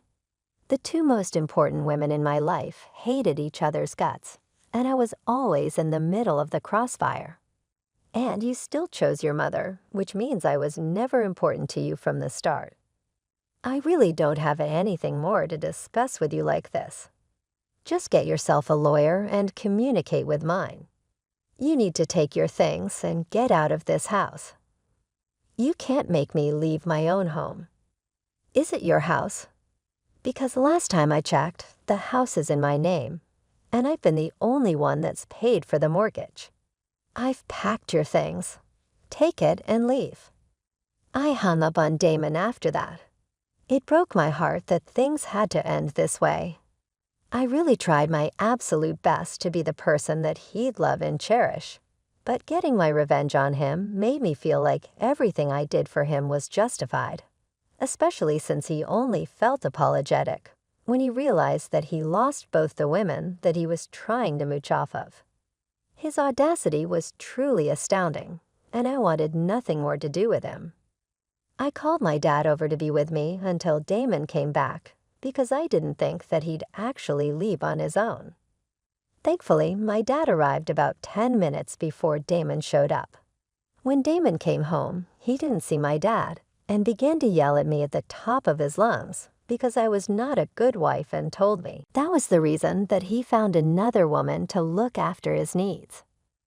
My dad came when he heard what was happening from the living room and came in to tell Damon that it was prophetic that he relied on someone else to provide for him instead of getting a proper job to do that for himself. Damon shrunk back into himself when he saw my dad, who is a big, muscular guy, by the way, and always intimidated Damon because my dad never liked him. Damon picked his things up with his head hanging low and walked out of the house, but not before dropping the signed divorce papers in front of me. He knew it was not going to be a smart decision to contest a divorce, especially since he wouldn't have the funds to pay for a lawyer. It was really hard to tell Grayson about why his dad was no longer going to be around the house. Grayson was thankfully really understanding. He did ask me about Vivian, and I told him that Vivian would swing by every once in a while to meet him. She really did take a liking to him and asked me if she could continue to visit him from time to time. I knew that Grayson really liked her too, so I saw no point in stopping them from seeing each other, especially since she helped me get my revenge on Damon. I knew that she was a good person who was just coerced into doing something bad. My divorce with Damon is still in the process, but Grayson and I are moving on to better things. Now that I have a freer budget, I get to actually spoil my son, and seeing him so happy is the only thing that's keeping me going.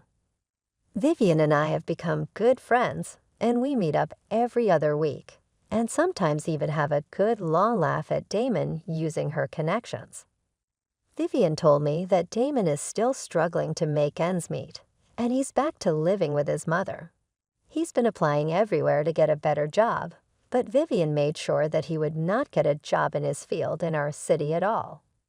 At best, he'd have to move away, or he'd have to settle for working in low-paying jobs. Whatever it is, I'm happy that my son and I have come away from that experience completely fine and happy. Thank you for listening to my story.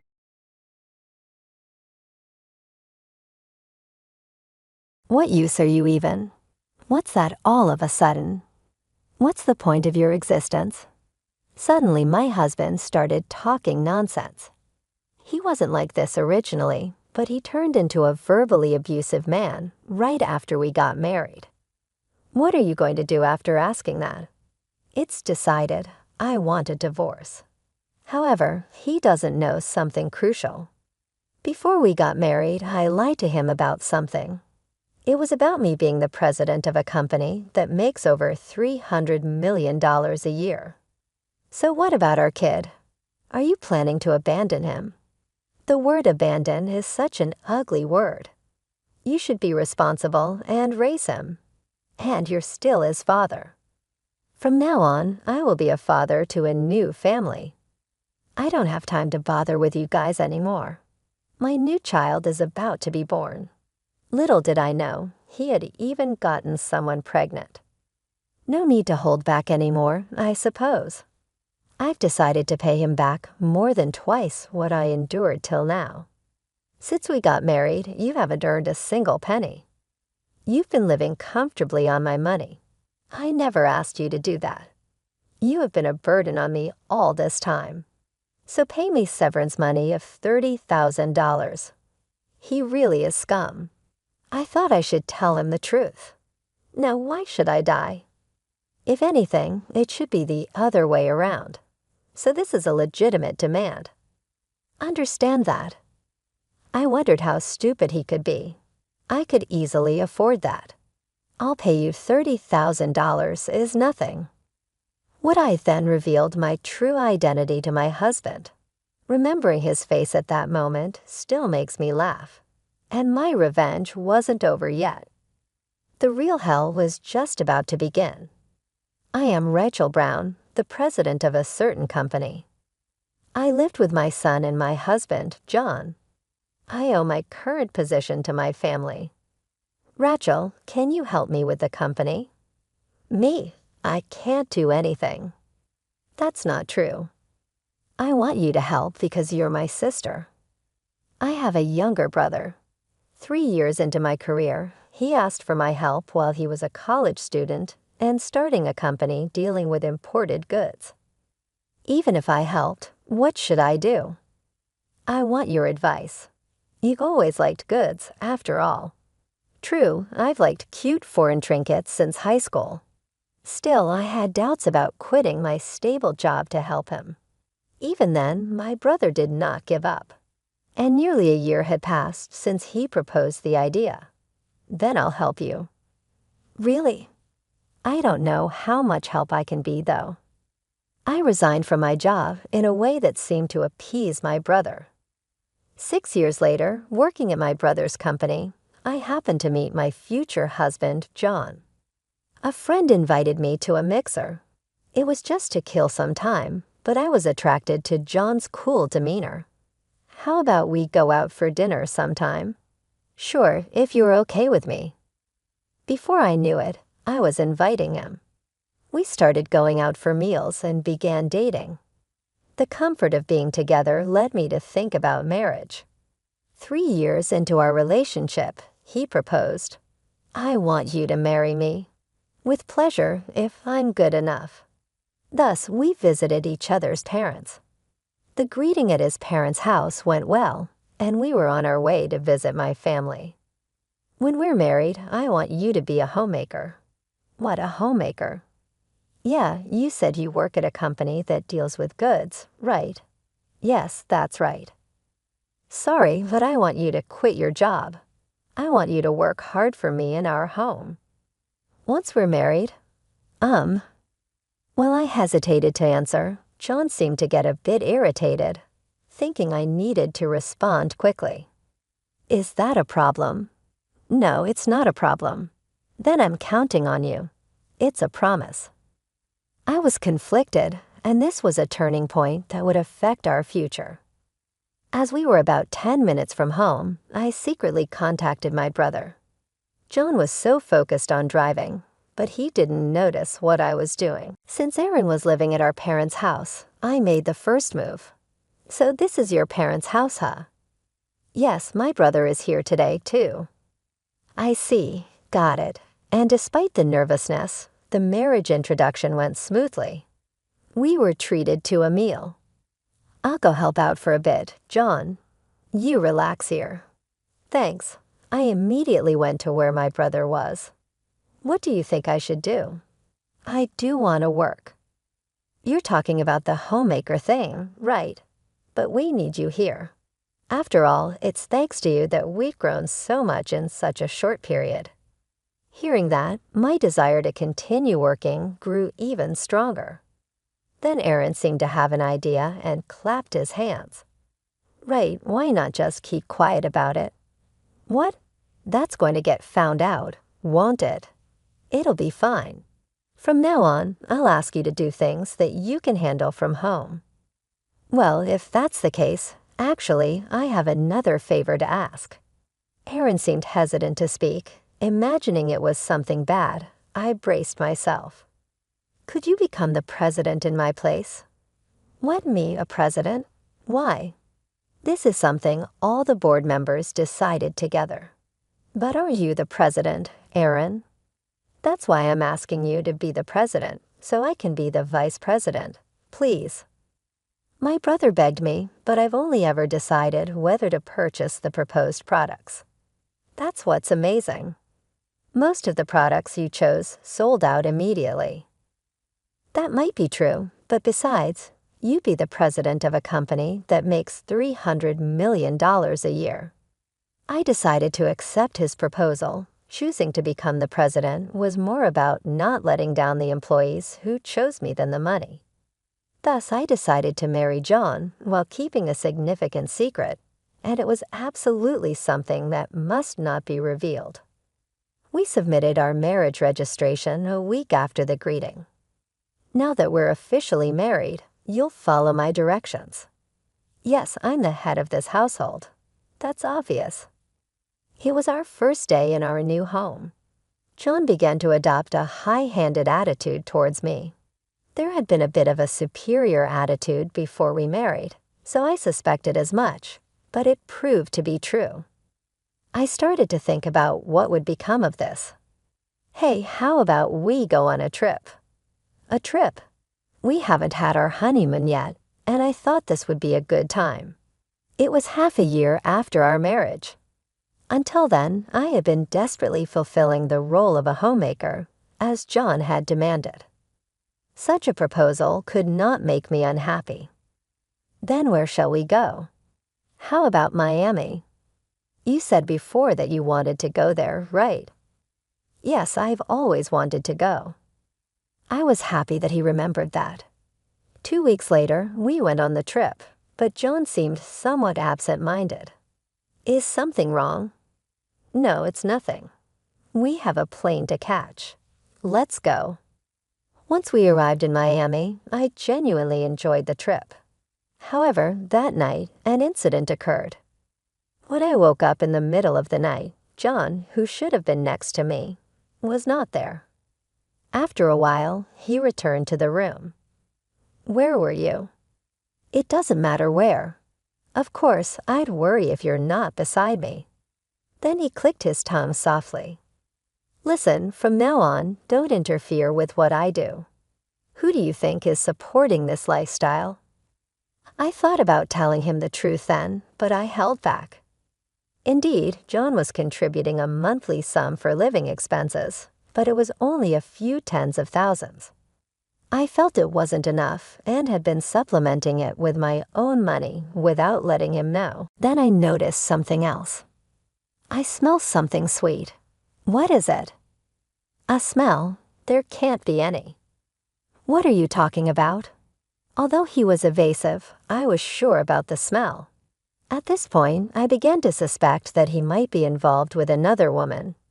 Maybe the trip was just a pretext, and he was actually meeting some woman. The trip lasted 4 days and 3 nights, but every night he went out somewhere. I tried to follow him, but he seemed wary of me, and I couldn't catch him. I thought, what was that trip even for?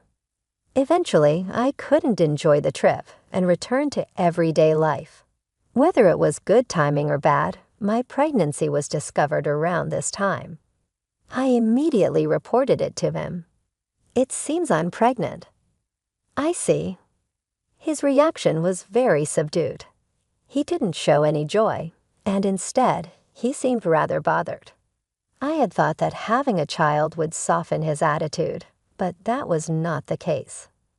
Even as my belly grew, he did not help with the household chores. Could you help out a little? I'm not feeling well today. Why do I have to do that? Can't you see I can hardly move in this condition? I'm troubled too. Why did you have to get pregnant on your own? I couldn't tolerate his attitude any longer.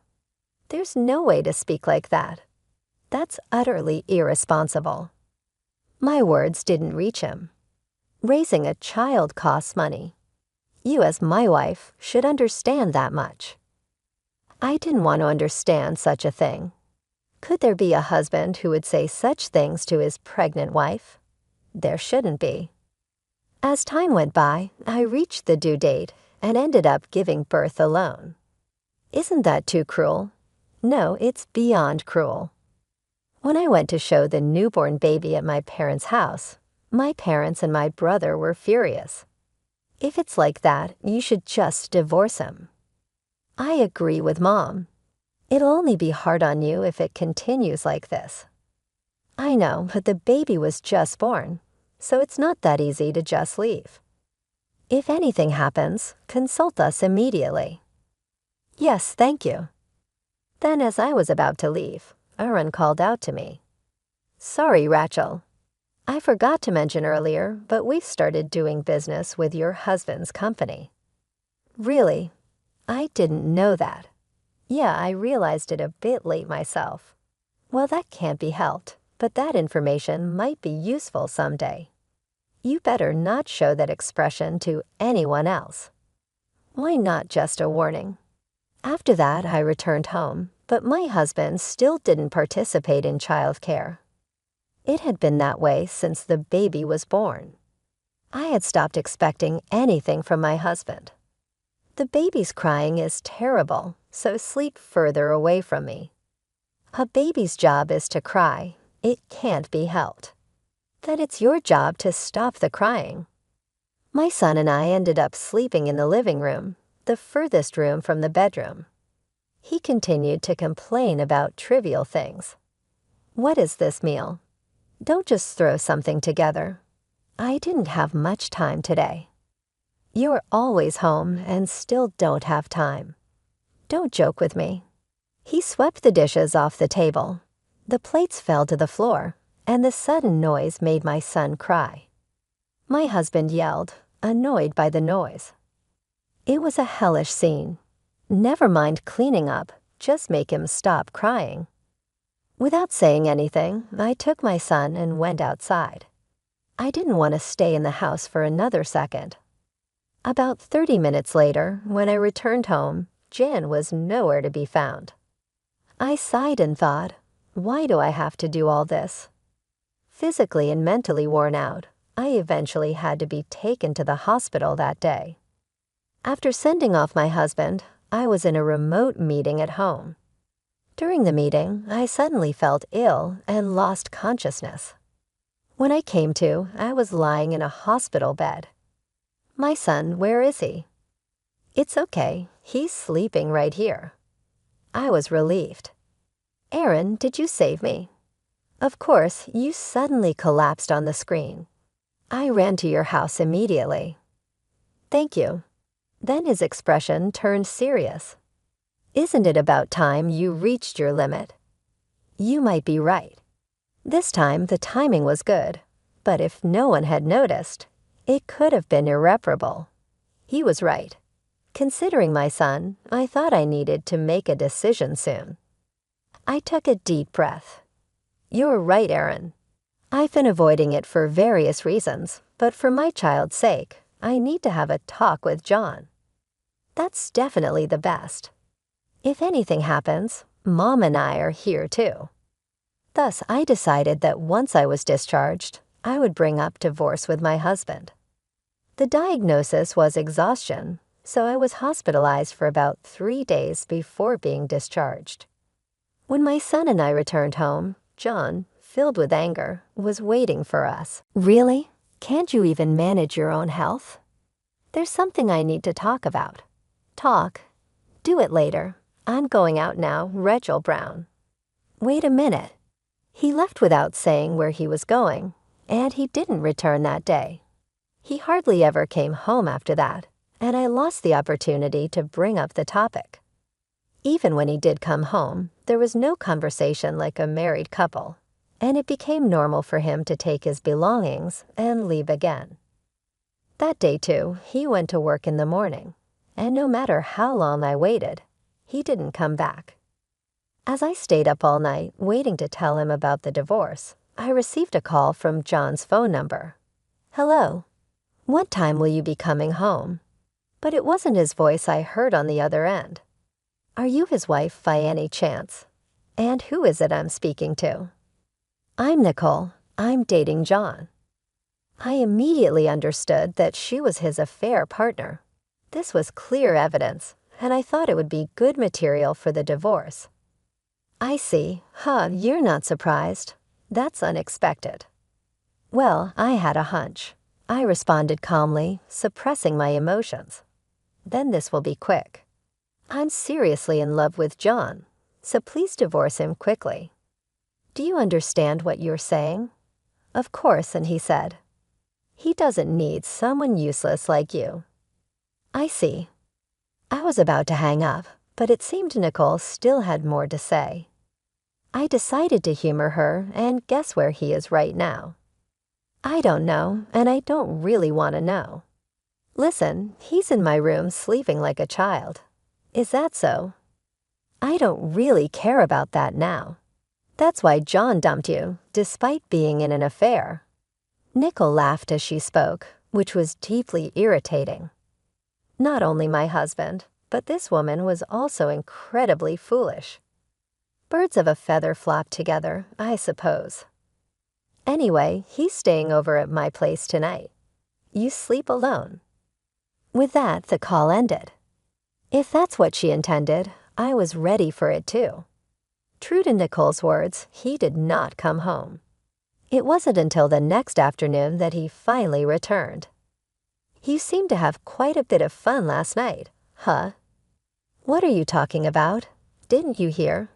A woman named Nicole called me from your phone. She shouldn't meddle. His face, which had been sour, suddenly seemed to resign. She said you two are in love. Well, yeah, you're not denying it. What's the point then? He sat on the sofa and looked up at the ceiling. Hey, what use are you even? What's that all of a sudden? What? What's the point of your existence? Suddenly, he started saying things that made no sense. It had started again. Perhaps by belittling me, he was satisfying his own self-esteem. If that was the case, it was hopeless. What are you going to do after asking that? Just checking, just making sure you're aware. What if I wasn't aware? Then it's divorce. Divorce? Your mistress also told me to leave you. Then that's fine. You're useless to me anyway. Actually, you were useless even before that. It's fine to get a divorce, but you might regret it. Me regret? No way. He didn't know something important. Before we got married, I had lied to him about something. It was that I am the president of a company with an annual turnover exceeding $300 million. However, there was something else on my mind. Our child. So what about our kid? Are you planning to abandon him? The word abandon is such an ugly word. You should be responsible and raise him. And you're still his father. Hey, you just said it was okay to divorce, right? Besides, I'm going to be a father to a new family. I don't have time to bother with you guys anymore. The new one is about to be born. I couldn't believe he had gotten her pregnant. Nicole herself hadn't mentioned it, so I couldn't have imagined such a thing happening given this situation. There was no need to hold back from him anymore. I was determined to return everything he had done to me doubled. Besides, you haven't earned a single penny since we got married. You've been living comfortably on my money. I never asked you to do that. You've been a burden to me all this time. So pay me severance money of $330,000. He really is scum. I decided to tell him the truth. Why should I? If anything, it should be the other way around. So this is a legitimate demand. Understand that. There's no way I could understand that. It's for all the losses you've caused me. Well, it's not just that. But I'm being nice by not asking you for more since you don't have money. I wondered how stupid he could be. I could easily afford that. I'll pay you $30,000. Is nothing. What I decided to reveal my true identity to my husband. He was the one who didn't understand. Thinking about what was to come, I couldn't help but feel excited. What are you gaping at? What are you thinking? Who knows what are you talking about? Don't play dumb. There's no way you can pay $330,000. Why would you think that? Because you quit your job to be a homemaker. It seemed his brain couldn't keep up. Actually, I never quit my job. You didn't quit, but you've been at home all this time. I can do it from home. If you can't believe it, I'll show you proof.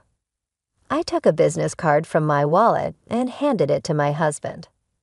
My name was written on it prominently as the CEO. No way. You're a CEO.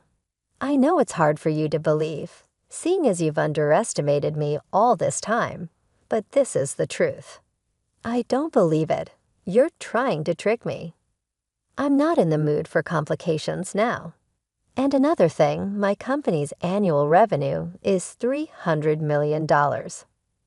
Yes, it's an amount you could never hope to earn, no matter how hard you try.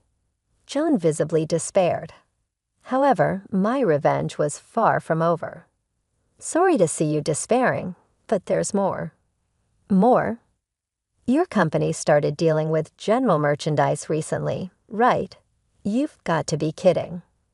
When I heard it from my brother, I was shocked, but I thought it could be useful. The dealings were managed by him, but I am the head of the company. I think I'll have to cancel our dealings then. It seems impossible to continue with a company that employs someone like you. Wait, please. If you do that, I'll be fired. That's none of my concern. We're getting a divorce after all. I apologize for everything until now. Right from now on, I'll listen to whatever you say. What a man without pride. He looked down on people, but could easily discard his pride for self-preservation. Thinking that I ever loved such a man made me feel pathetic. Unfortunately, that's not possible. Maybe you should start looking for another job now, please. I'll break up with Nicole. But isn't a child on the way? Are you going to abandon that child too? I never wanted it. She was the one who insisted on having it. You know you used to say the same thing to me. The more he spoke, the more he tightened the noose around his neck. Anyway, my decision won't change. You can use this house as you like. Why don't you invite Nicole here? I left the house holding my son. I had no attachment to this house, and we could buy new things for ourselves. We decided to head to my parents' house first. What happened all of a sudden? I'll be staying here for a while. You've made up your mind. I had decided already, but it took quite a while because of various things. Take your time. After putting my son to sleep, I contacted my brother about the dealings with John's company that you mentioned. So does that mean you're getting a divorce? Well, it's only a matter of time, but there are some things I need to take care of first. I figured it would come to this, so I'm ready. As expected of my brother.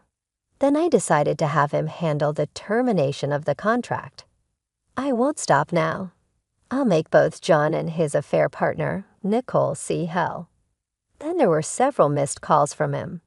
I decided to answer just for kicks. What's up? Where have you? I don't plan on telling you. Please, can you come back home? There's no way I'm coming back. Don't you get it? Also, it's been officially decided not to continue the contract with your company. Is that true? Yes, and I've arranged for my brother to tell your company everything. He had nothing more to say.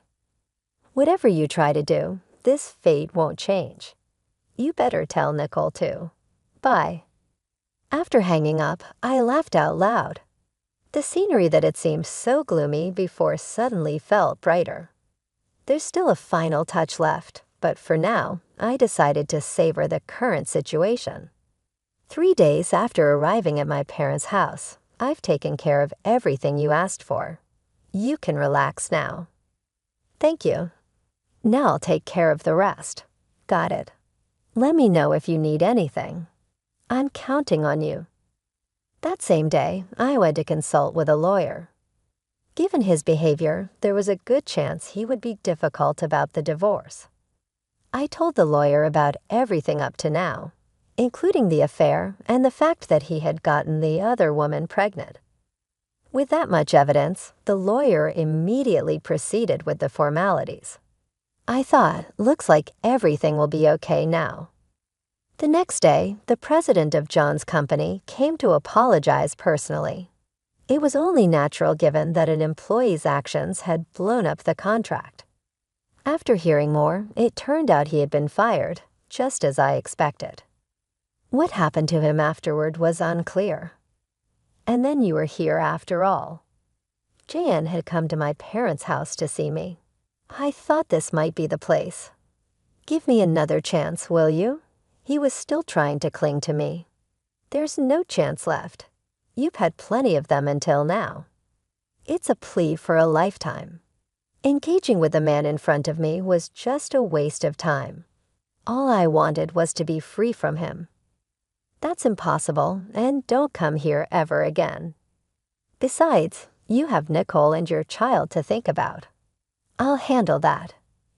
You better not say things you can't accomplish. It'll only cause more trouble. Then, with my brother's help, we drove him away from the house. Some months later, the divorce was finalized. Of course, I demanded property division and child support from John and Nicole. The reason for the claim was to make them suffer. From what I heard, John was eventually dumped by Nicole, who also demanded child support. All that was left for him was his debt. It was a fitting outcome for such a scoundrel. Now things have finally calmed down. Then, as president, keep up the good work. I know, I'll work hard to pay back for all the trouble caused. Now that I no longer need to hide my status as a president, we moved into a high-rise apartment. From now on, I want us all to live a happy life together.